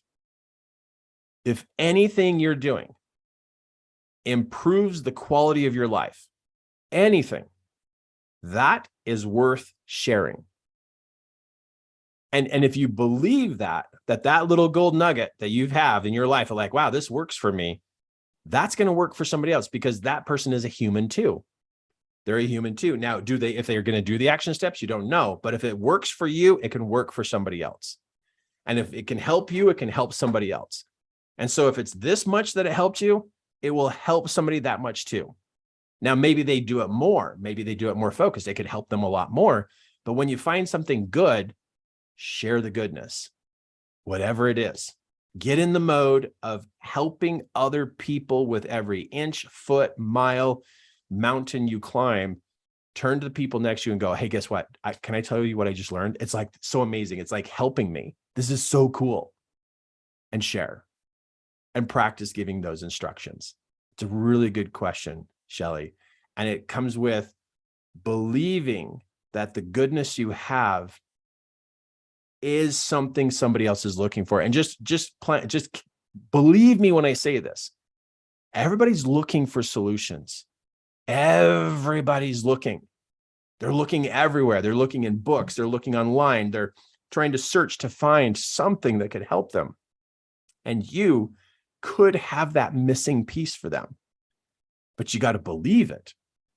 Because if you downplay it, you're going to smash it. It's just going to obliterate, and you're not going to tell anybody. But that part is just the believing that you can help with the gold nugget you have to help somebody else. Because I've been around people where they've shared like this little tiny piece of like awesomeness, and they had no idea how much that just helped me. It like connected two other things that I was struggling with, and they shared the missing piece, and bam, it came together. And I tell the person, I go, wow, that was amazing. They're like, well, that was just kind of nothing. And I'm like, no, it was amazing. So I've been on the receiving end of that before. And so I've learned every little chain link could connect the whole entire chain for somebody, could just hook everything together with that one little piece. And so when you think that way about yourself, that you are of value and what you're learning is of value, then you share with people. Now, here's the part that's a little interesting though. Usually friends or usually family don't see the value. Nothing against family. It's just that they live with you. They've seen your messy hair. They probably have, seen you in more human moments than anybody else. And so when you go to give advice or share with them, they just, okay. But it's with people outside your family that it makes the biggest impact. It just does. Even with my own family, I see the same thing happen. I could share with my own family and they're like, oh, okay. And then I could go down the street and talk to my neighbor and share the exact same thing. And they're just like, this is amazing because they're not family. So love family, but family just knows us as our goofy human being and they've seen us grow up. And so it's like, okay, great advice. So reach outside your family, talk to people, see what's going on in their life. I bet you there's something that comes to you that you can share with people. Super cool. Thank you for asking that question. Okay, Michelle, how do you work with people who want a quick fix, right? How do you deal with the pressure of making sure people are getting results, especially when they see some setbacks? So I can tell Michelle, you've been doing some coaching or teaching or training, and people want quick fixes. Okay, well, let's talk about why people want to have quick fixes. Well, they want to have a quick fix because that's just what society teaches us. Microwaves, drive-throughs, order something, it's dropped on our front porch. People today are getting very entitled that things should be quick and people should serve them instantly. And everything's just so fast, you just cut it open and boil it, or you just throw it in the oven for 5 minutes and it's done. And they have these high expectations that that's how development happens. And so what I do is if somebody wants a quick fix, I need to have a conversation with them. And the conversation is, okay, how long does it take to exercise? And if they're like, oh, I can't wait that long, I got to have this faster. It's like, okay, but just so you know, this is an exercise. And then Michelle, I'll tell you this, is that I tell them, I go, this is an exercise and there's two components. One part is letting go of what you've been doing. And the other part is taking on what I'm going to share with you. So those two components determine your progress, to let go and to take on. And so you could take on what I'm training you, but if you don't let go, it's going to go slow. Or if you let go and you don't take on, it's going to go slow. So I remind them, I go, your results are based upon your efforts and your willingness to follow the plan. And so I put it completely on them. It's not on me. It's based upon them exercising. Like if they don't go to the gym, they're not going to get strong. They're just not. I don't care how long you think about it. You actually have to do something to get strong. And I remind them, I go, I'll give you the exercise plan for your mind, your emotions, for your social status, for your connection to God, whatever you want to get better at. I can show you the plan, but you got to do the plan. And so it's just like exercise. But I do not take on the responsibility of their results. I don't care how much a person pays me. I'm not responsible for the results. I am responsible for teaching the plan. They're responsible for following the plan. Make sure that's clear with them. Okay, Michelle? And when they want a quick fix, you get to pull the components out of going, well, let me tell you why it's going to slow down for you. You either are not taking on what I'm teaching you, or you're not letting go of what you have been doing. And you also have to follow this exercise plan for your mind and your emotions every day. This is an everyday thing. And then based upon your action steps and your tracking and your reporting, that will determine your progress. But that's what I do when people want a quick fix. And they're like, well, I just want it to be faster. And then my second part, Michelle, is I say, well, how fast have you produced anything else in your life? Tell me what's the fastest thing you've ever created and how did you do it? Because maybe they want a quick fix, but I get to find out, have you ever had a quick fix? Can you even produce that for yourself? But we got to bring them to reality of how this really works. And if they get frustrated with you or discouraged with you, like, well, it's just got to be faster than that, I just let them know. I go, change happens. You don't get to pick the speed. You just get to do the activity. And so you get to help people have reality checks. And if they've been pumped full of some idea that it can happen super fast, I have to look at that program and that thing and see what it's really about. But for you, really help them come to a grip of what it takes. It takes daily exercise of the plan, and they have to step into what they want and let go of what they had and what they were doing, not what they had, but what they were doing. Now I've had clients before. I've had one time I had 3 clients start at the same time with me. And one client really took off with the exact same plan, really excelled. And I had one client really moving slow. And as I looked at the difference of the people, the real difference was the daily efforts and the letting go. The letting go, meaning I know what I've been doing doesn't work. And they embraced what they were currently doing in the coaching exercise plan. And when they knew that what they were doing wasn't working and they let go of it, bam, they took off. Where the other 2 were like, well, I don't know about this. I don't know. And they were kind of still like holding on to things. And it just takes longer when we hold on to this old way, thinking if we just push harder, it's going to work.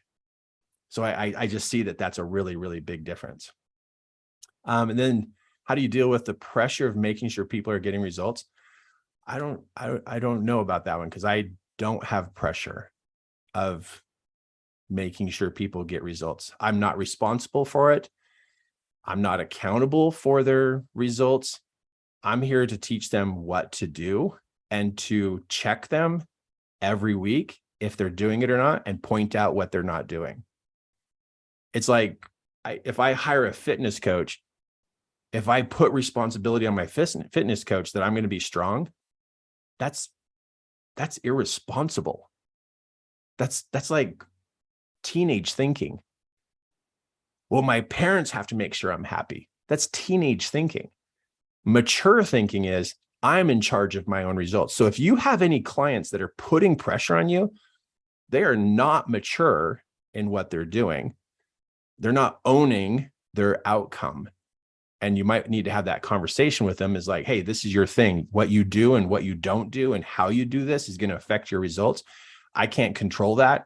I'm here to teach you what to do. You need to do the work. So you get to have that ownership type of conversation with them. But I don't have pressure on me for other people's results. Now, did I used to? Yeah, I took it on because I didn't understand coaching.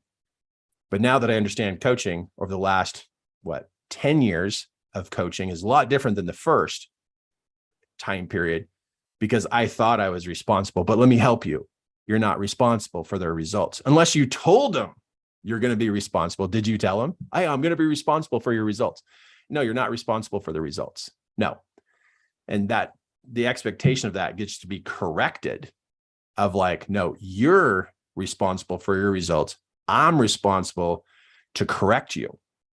I'm here to correct you. I'm here to ask for an accounting. I'm here to teach you the steps of what to do.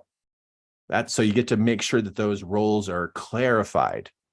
So you don't, or you won't add clients. You will limit out on the number of clients that you can handle mentally and emotionally because all the results are based upon or sitting on your shoulders.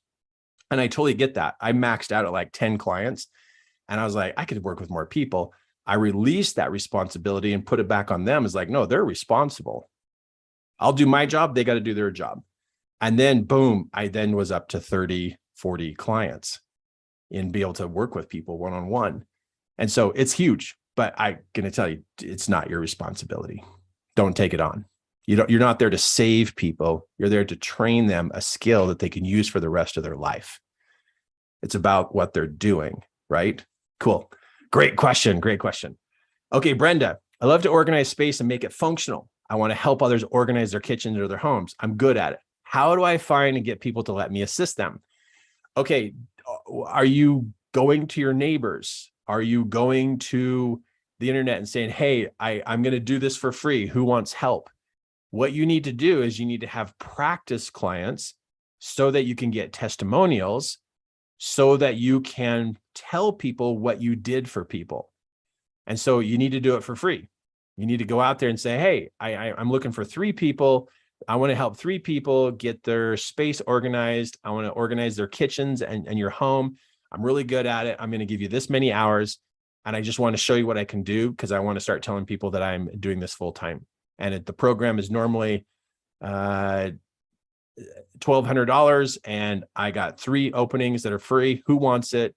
I'm going to come out here and help you. Then you get to take before and after pictures. You get to ask for a testimonial. You get to do a really good job.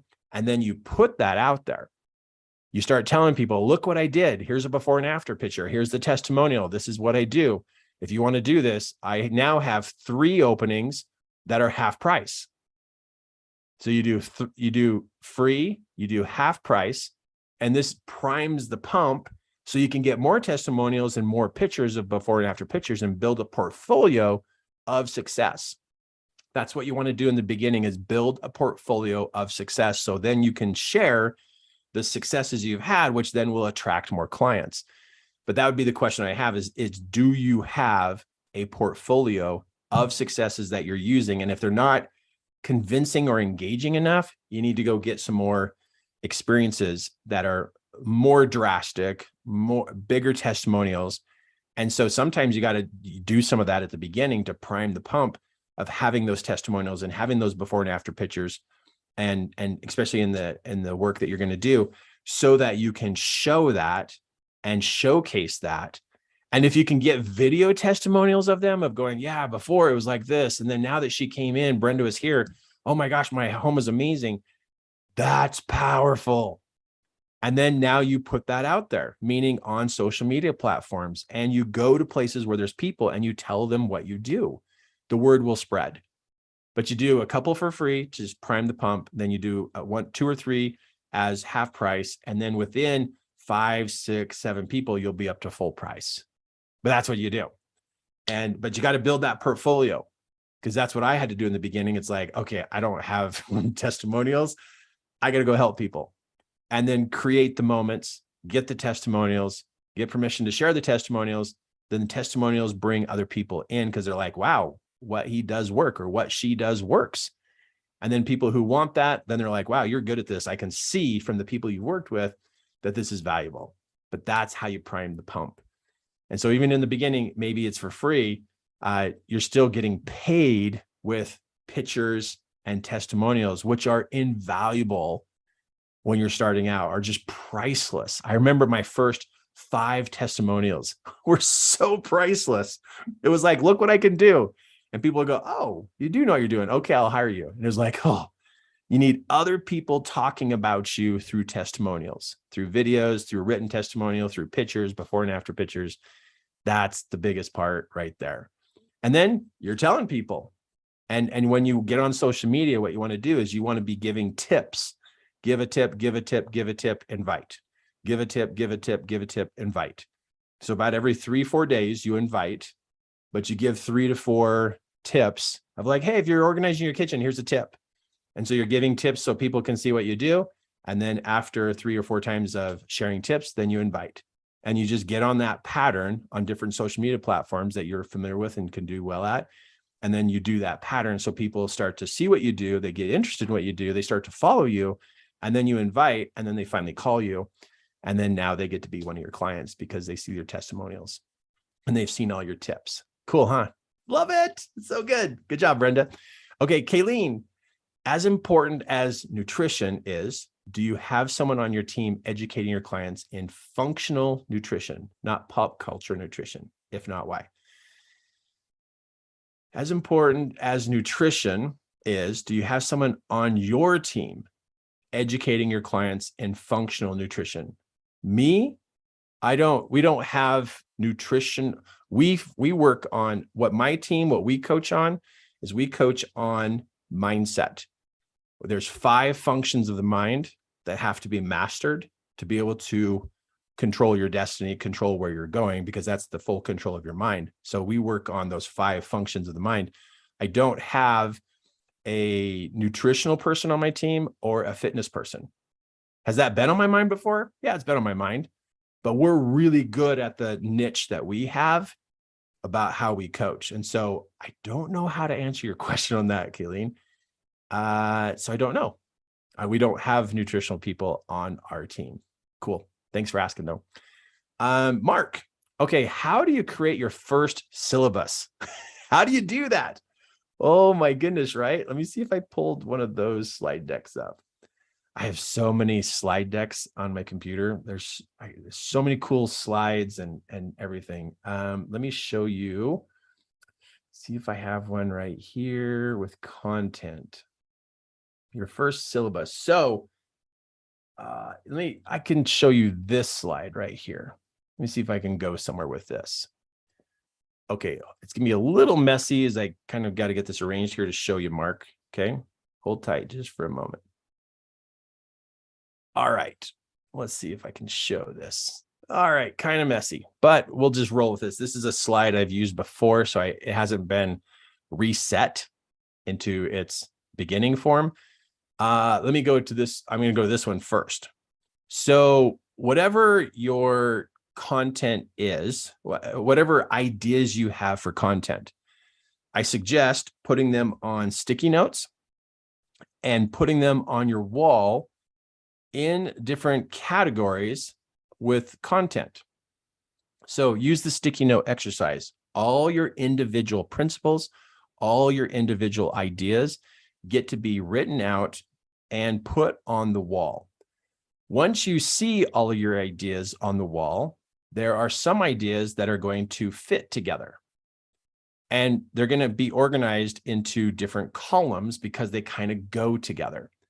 So this is like that brain inside, brain outside type of brainstorming exercise, is to get all your thoughts about what you could teach all out. And that could take like 2, 3 days, 5 days, 7 days, 2 weeks, but have a wall that all your ideas, and let me just go back to the beginning, all your ideas could be out on the wall.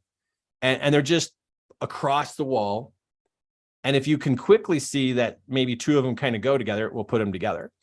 And then you go to sleep, you wake up the next day, you look at the wall and you look at all the content, you see if there's anything else that you could put out here that would be something you'd want to teach. So you're literally trying to pull out all the ideas possible, right? And maybe you have a document that has this listed, but having it out on the wall to see it is powerful. Or if you want to do it on your computer, you can do that too.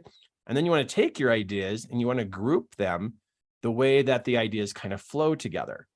Now you have groups of ideas and principles and techniques or whatever you have that you're working with. Then the second part is then start to think about timeline. Of the content you have, what content would be best at the beginning, the middle, and the end? These are the I is all ideas. So each one of these Post-it notes, in fact, I'll just do that. Each one of these Post-it notes,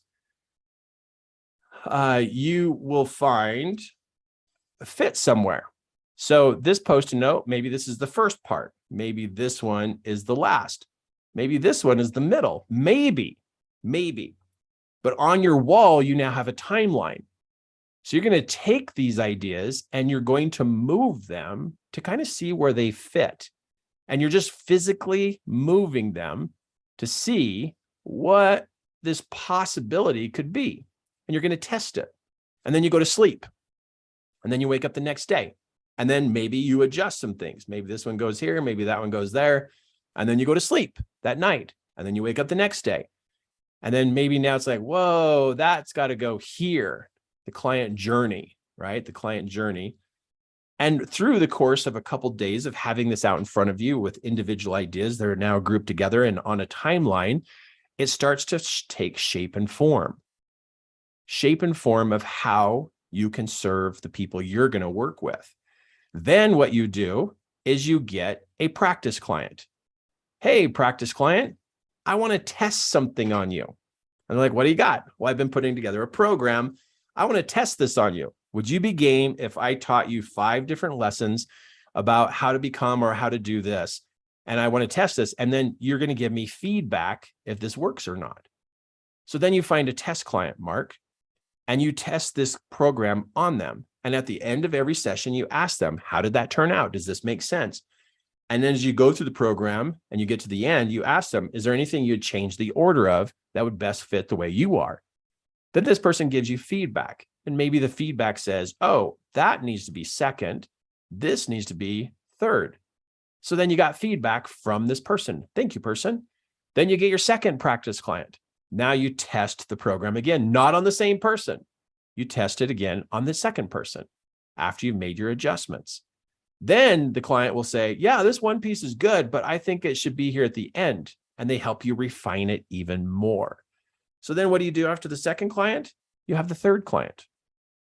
And guess what you do? You test it again. And you test it again. And you test it again.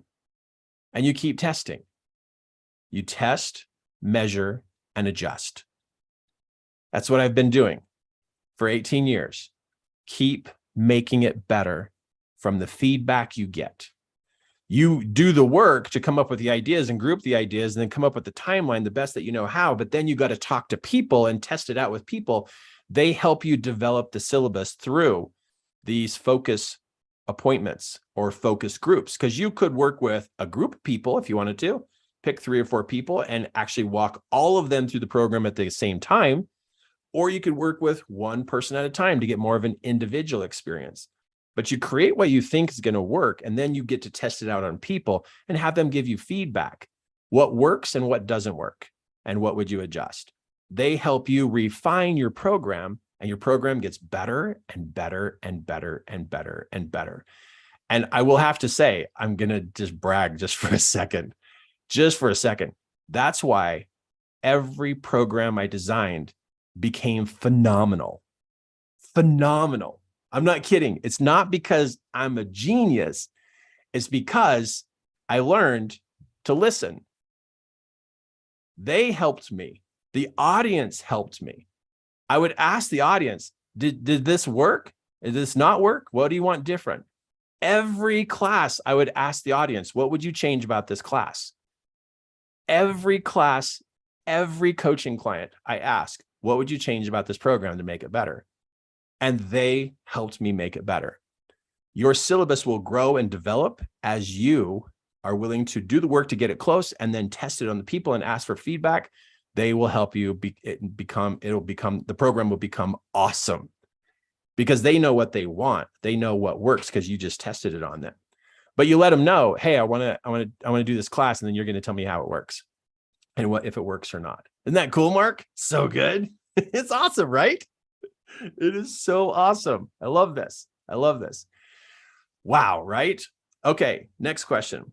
I want to start as a coach dealing primarily with emotions and emotional intelligence. How can I add structure to this theme?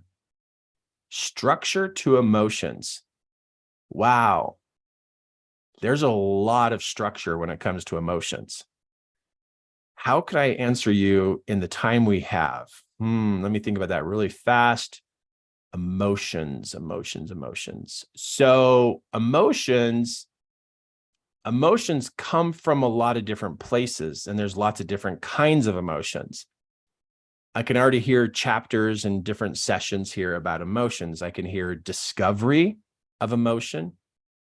I can hear tracking of emotion. I can hear looking for the results that these emotions cause. I can hear emotional release techniques. I can hear emotional strengthening techniques. I can hear emotional observation of people. I can hear the brain-body connection of emotions, the chemical side of them. I mean, there's tons of education about emotion, tons of education, but I'm hearing some a format of a coaching program around emotions. And what you just heard me say would be like a way in which to get into it and to be able to talk to people about it, because the framework of coaching is the same pretty much with any topic. There's the discovery, there's the observation, there's the tracking, there's the seeing the results that have been happening. Then there's the training of how to let go. And then there's the training of how to empower. And then there's applying that to your life now every day. So that format I just laid out is that could happen to any topic. And it's a way of learning, and it's a way of opening up the mind and seeing what can be different, and then to apply that exercise of, oh, I got to let go, and then I'm going to empower, and now I get to test what I've learned. And so I know I'm kind of saying this fast. I hope you're getting some of it and writing it down.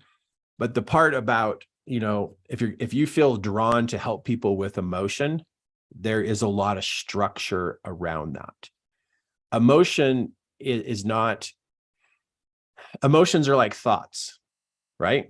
So if there's mindset, then there's emotional set. And if we can learn how to manage our thoughts, we can learn how to manage our emotions. So to learn how to manage something means we need to be able to see it, understand it, learn about how it works, learn how to let go of some of them, and then learn how to empower us with other emotions. And so lots of structure there that you could work with in developing a program around emotion. I don't have a screenshot to just quickly show you on that, but that's how I would think. And it's kind of like the development phases of change. And I kind of reviewed it like 2 or 3 times. I hope you were able to write that down.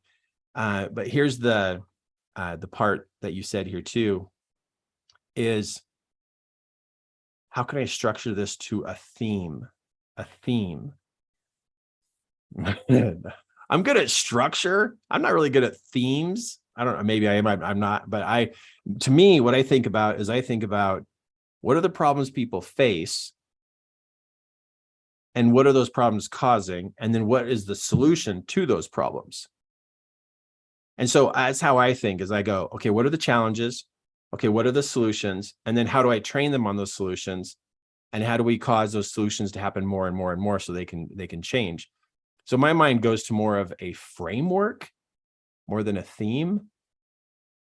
And then when it comes to like telling people about what you're doing, people listen closer if you have a solution to a problem, right? If you can show them, hey, there's a problem and I have a solution, they're like, whoa, you do? And so the same thing would happen with that emotional content that you have, is you'd want to show the damage and the issues that happen with uncontrolled emotions, and then be able to talk about what you found to be solutions. And so that gets to be like the conversation. But when you bring in the word theme, I don't know where to go with that one. I don't know what to do with that, but I go to framework and structure of a program, because I'm more of a trainer. So I train with steps to go from problem to solution, from solution to results.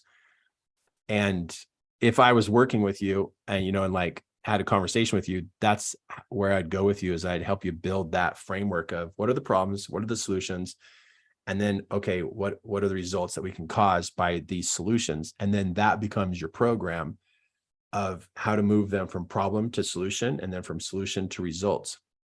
And so the beautiful part about doing questions like this live is that it causes me to think right in front of you guys. But theme wise, I have to grab somebody else on that particular piece, but should you do this, or could you do this, or is this a great way to go? Yes. I'm just going to show this slide again, is that, what people struggle with are the beginning are these 3 key elements of the struggle with the mind. Where's my slide? Man, I put a lot of slides together here. Oh, that's the wrong slide deck. There we go. No wonder I couldn't find it. Is that, hold tight just for a second. Okay, there's I got a couple slide decks up in here. Is that the feeling side, the emotional side, that becomes the one that is the most blocked. Like people are like hiding it, burying it. And when feeling is gone, I'm helping validate the direction you're going. If you are going to help people with emotional intelligence and feelings, and people today don't know how to deal with it, so they just bury it and block it. When people don't have feeling, they don't realize that if they block their feelings, it grows into their ability to talk in a civilized way. And so somebody who buries their feelings sooner or later becomes critical and very, very judgmental, and their voice can shut down. And when their voice gets out of control, then it grows further and it starts to block their ability to have vision of their life. And they then start to get confused and lost. And so working on emotions is gigantic. It's huge. So if you're just getting started into this, continue down the path, because any one of these that gets blocked or distorted will then grow into the others and start to block them too. Once a block starts, it then spreads into the other two categories. It doesn't just stay in one category, whichever, if the seeing part, if a person gets a lot of disturbing images in their mind, that will grow into their language and also smother out their feelings. So it spreads. And so if you're going to pick this particular category and go with it, boy, get after it as soon as you can to help people. Any of these categories are super important to help people. So I just want to validate you on the direction you're going, even though I might not have been able to answer completely the question you have, but definitely follow through with that. And for example, let me show you this. For example, look at this. A lot of people think, oh, I can do this. I'm going to coach people. And they think, I'm just going to just start working with people. They think it's that easy. But what I found in my own personal journey is that there were blocks. There's these blocks that happen. And people think, oh, well, these blocks are there. They're not that big of a deal. But then they kind of know what they are, but they don't really look straight at them. But this is what happens is they start to get stopped. They don't really think about handling the blocks until they start getting literally stopped by them. And then what happens is they're like, oh, wait a second, maybe I should look directly at this because I really want to coach people, but something's up. And then they find out, oh, wait a minute, I don't feel qualified. That's my problem. And so then they wrestle with this. They're trying to wrestle with, well, how do I feel qualified? Oh, maybe I need to get a certification. Oh my gosh, you're kidding. Do you know how many people I know who have certifications who don't have clients? Because they were sold the idea that a certification will make you feel qualified. I know so many people who have certifications who don't have clients because that's not the problem. A certification does not fix the issue. It doesn't fix it. So if you're thinking, oh, I just need a certification because then I will feel qualified. No. That's not what fixes that. You want to know what fixes it? Is practice. Practice builds qualifying feelings. It's actually doing the work that causes you to feel qualified to do the work. But most people don't know how to practice and what to practice. And so they sit there unqualified. They just feel it. And because they feel it, they're this far from having clients. And so the feeling of unqualified is gigantic. It's real. It chokes and stops people all the time, but they don't know what they have to do to specifically build that feeling of feeling qualified. And that's why it's the first step in the Coach Fast Track program. Okay, then what's the next one? What's the next thing that stops a person, right? Well, lack of skill. Because they're like, oh, I can't do this. And they're like, oh, I can't do this. I feel unqualified. I don't know what I'm doing. And I just don't know. Then the next thing is poor content. Maybe they tried to put their own content together and they don't know really the psychological part about how to coach people. And so their content's not really together. It's still scattered and it's not really working. So of course, this person's not going to move forward to become a great coach. But then the last issue is people issues. We all have people issues. We all have deep down people issues. And it tends to be the last biggest wall before somebody actually really breaks out and is successful as having lots of clients.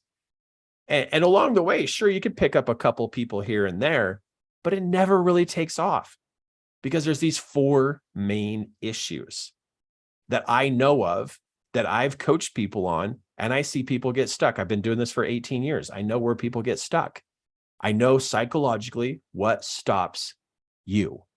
I'm not talking specifically to one of the people who ask questions. I'm talking to you, the one who's listening to me right now.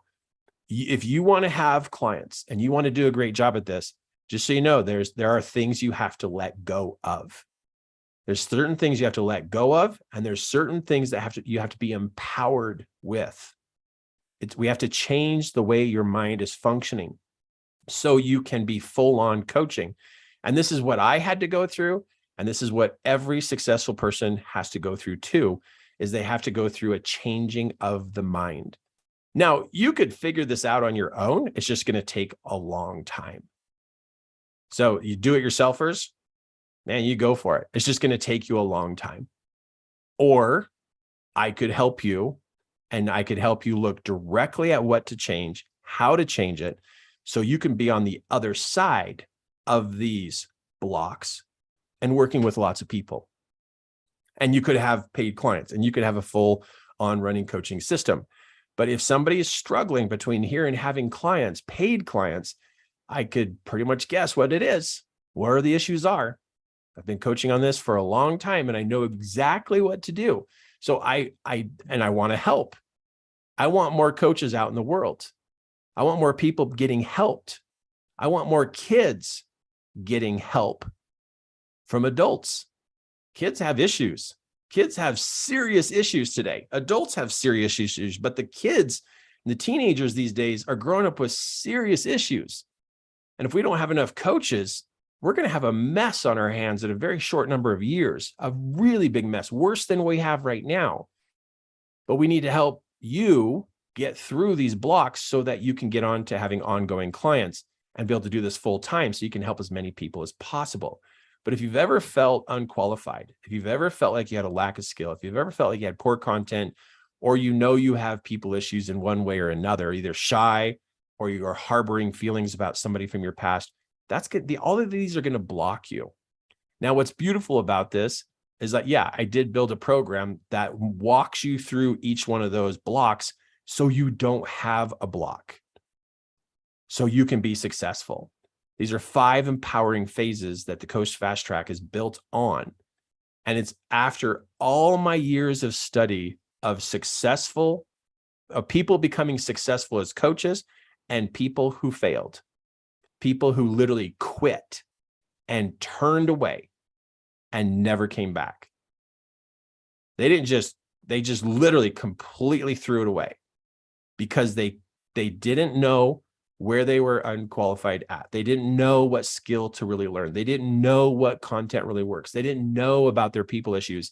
And clear out here, they just threw it all away, even though they were inspired. Even though they were inspired, they still threw it away. So I've talked to those people. I know what they've wrestled with. And I've talked to the successful people, and I know what they did and how it worked. And so that's what I do, is I move you through those and empower you. Let go of the old behaviors, empower you with the new skills and new ways of being able to do this and to be able to be successful.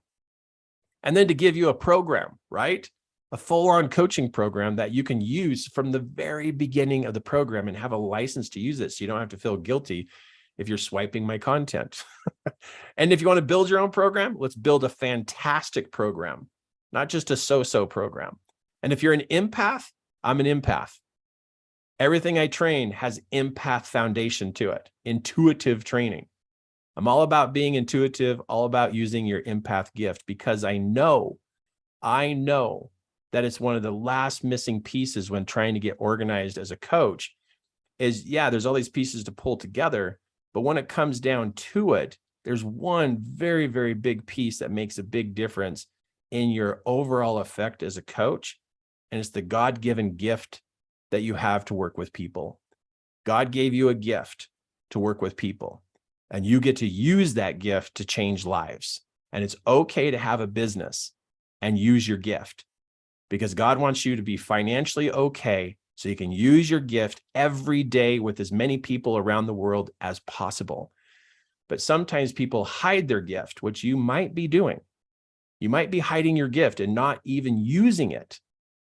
I highly suggest, and I will continue to pull on that gift to come up and be able to be used while you are teaching and coaching people to change.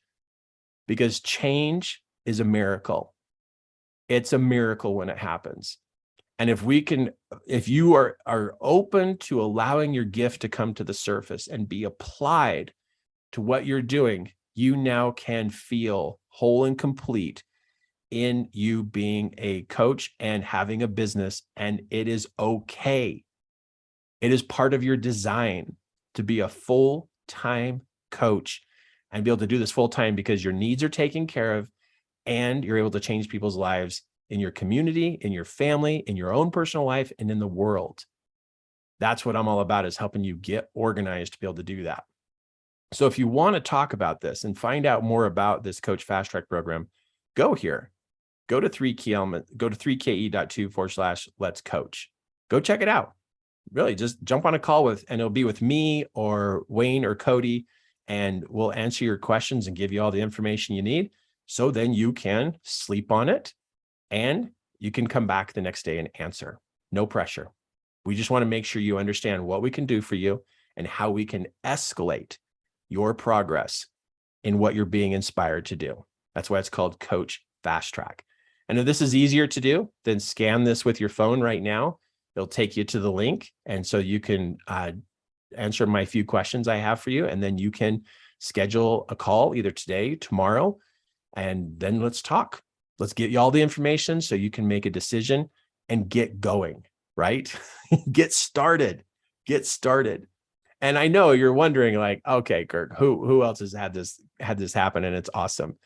Well, when I get texts like this, it's amazing. I'm a little nervous and also excited. I just did it again. Second $5,000 program sold.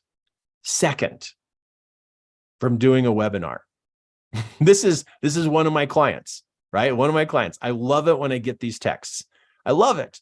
I just did a new webinar based upon your training about 2 mastermind calls ago. I've already had $6,800 in sales and it's only $330. Thank you for teaching me how to make better webinars. If they can do it, you can do it. Because if I can live in a single axle trailer and figure this out, I can save you a ton of time in being able to do this. Okay, I just tracked my March income. I've made $10,000 or more income for 3 months in a row. Okay, hey man, something super cool. I just realized I was putting people in from the first mentoring package to the last one I sold on Friday. I have sold 16,000 in 23 days. People are looking for help. They're willing to invest in help, especially when you have the right kind of help. Hey, Kirk, this is Kim. I hope it's okay to text you this one. Once last month, we made my goal of 50,000 and thought you might want to know. Thank you for everything you have done to help me.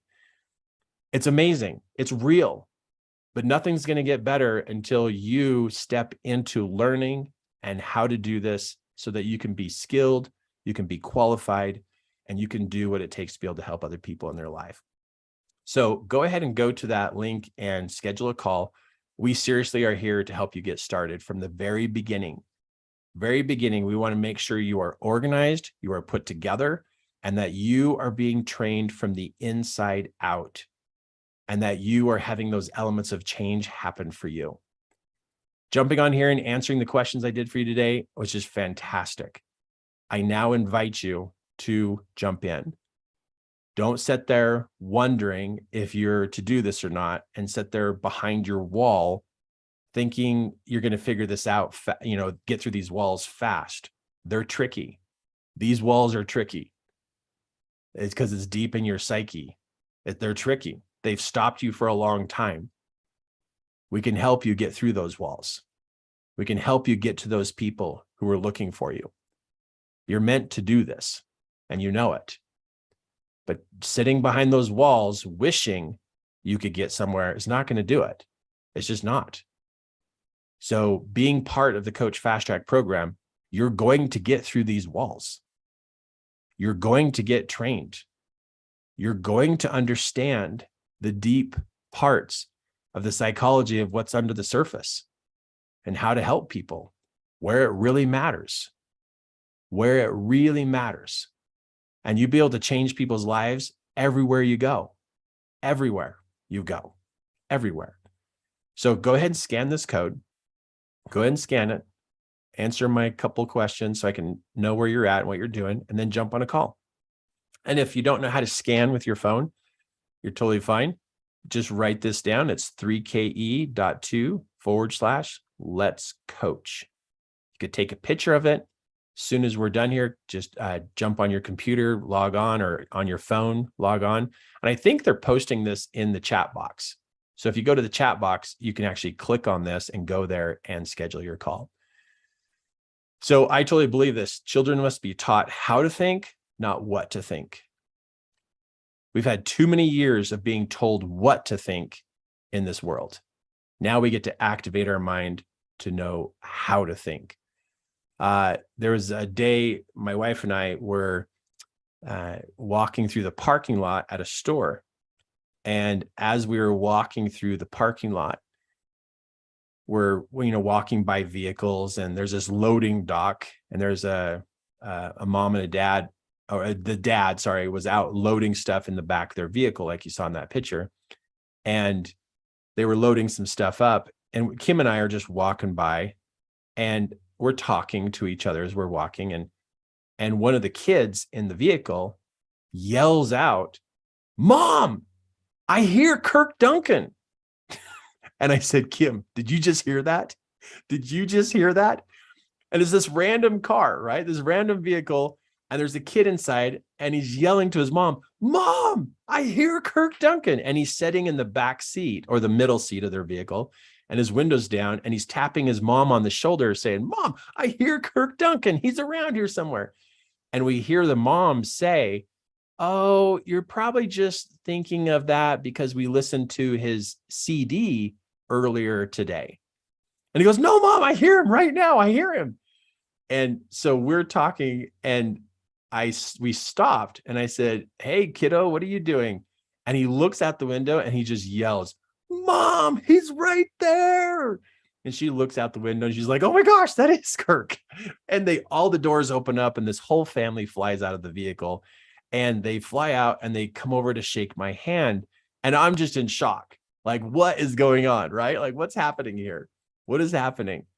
And this family gets out and they run up to me, and the kids are like high-fiving me. And I don't even know these kids. I don't even know them. And I'm like, "Hey guys, what's up?" And they're all knuckle bumping me, and we're high-fiving. And I'm like, "How do you guys know me? Like, where did this start?" And the mom and dad had come to a class. They then purchased some CDs. Remember the good old days of CDs? They purchased some CDs. They had played the CD called, oh, Jesus, I just forgot it. Oh, man, I can't. Oh, because I'm about ready to say a different name because I changed the name, but it's, oh my goodness, what is it? I have the audio right over there. Anyway, it's a CD about changing negative thoughts into positive thoughts. And they'd been listening to that. And so the kids had heard my voice teaching them. I wasn't there, but they were listening to an audio, and they'd listened to it over and over and over again, and were using what they were learning. The kids were listening and using what they were learning. My voice had gotten into their head because they had listened to me, and they recognized my voice. And as I was walking across the parking lot and walking by their vehicle, and I got to meet them. So I did not directly teach those kids, but I was teaching those kids. But I wasn't directly teaching them. I made a recording and I put it out into the world, and the parents were playing the recording, and I got to teach the kids to help them. I don't know how much you are interested in the upcoming generation, but I'm going to guess you're very interested, and you care about these kids. You care about the teenagers, and you care about the little ones, and you really deeply care, and you are also concerned about what's happening. And yes, we're concerned with what's happening to adults, but we're also concerned with what's happening to this next generation and the generation after and the generation after. And I know you can see these kids need help. There's so many ways to help them. But we need people like you to jump in and help, to learn how to teach, to learn how to coach, to learn what to teach, where to teach it, and be able to be out there saying something and creating YouTube videos or audio recordings or books or whatever you're inspired to do. But we have to put the messages out there so it can be put in front of the kids instead of all this garbage. There's too much garbage happening that's going into their heads. Garbage in causes garbage people. And they can't think, they can't sort things out, they can't figure out what's going on, and it causes a lot of garbage thinking. And so we need more coaches promoting what works and why it works and how it works and why this is important. We need more people. There's not enough people talking about the right kind of things to be able to make this difference. So if you've ever wanted to help the youth, if you've ever wanted to help parents, if you've ever wanted to help single parents or women or men or entrepreneurs or anybody about health or finance or any of these topics, get into it. Don't just sit around thinking that somebody should do it. You get into it. You get in and learn the skills to teach and coach and move people with your topic of how you can help. And if you don't know what to teach, then learn my coaching program and get out there and teach it. Teach it. Help people. But don't sit there waiting for somebody else to do it. And if you've ever been wondering how you can help, this is it. This is it. So go to the screenshot here and scan this and go schedule a call. I can't do this by myself. There's not enough coaches in the world, obviously, because there's still problems multiplying. The internet is not saving the world. The online stuff is not saving the world. And it's because we don't have enough mature people being coaches who are ready to just literally wake people up with what's going on inside their head and to help them make a difference. Parents don't know how to do this. We can teach them. Teenagers don't know how to do this. We can teach them. We can help. But let's work together. Let's work together, which means go here, book a call, find out more about this program and how it could be in your life. And this can be the big step you take in the year 2023. This could be the big step. Would love to work with you. Thank you for your questions today. Thank you for the opportunity I had to share with you the questions and also share with you the education and training that I had prepared for you today. I hope today had great value, and I hope I get a chance to talk to you on the phone. That would be super cool. And jump in. Let's do this. Let's get after it, right? Because if we can start out like this, and then we can develop into accomplishing so much. If I can do this, you can do this. I'm a very normal guy from Wyoming who just wants to help. My heart is huge. I just want to help as many people as possible. And along the way, it's happening. And if I can do this, you can do this. Super cool. Thank you for being here today. Hope I get a chance to talk to you, or one of my team members gets to talk to you. And I seriously hope I get a chance to work with you. All right. Love you guys. Thank you so much for being here.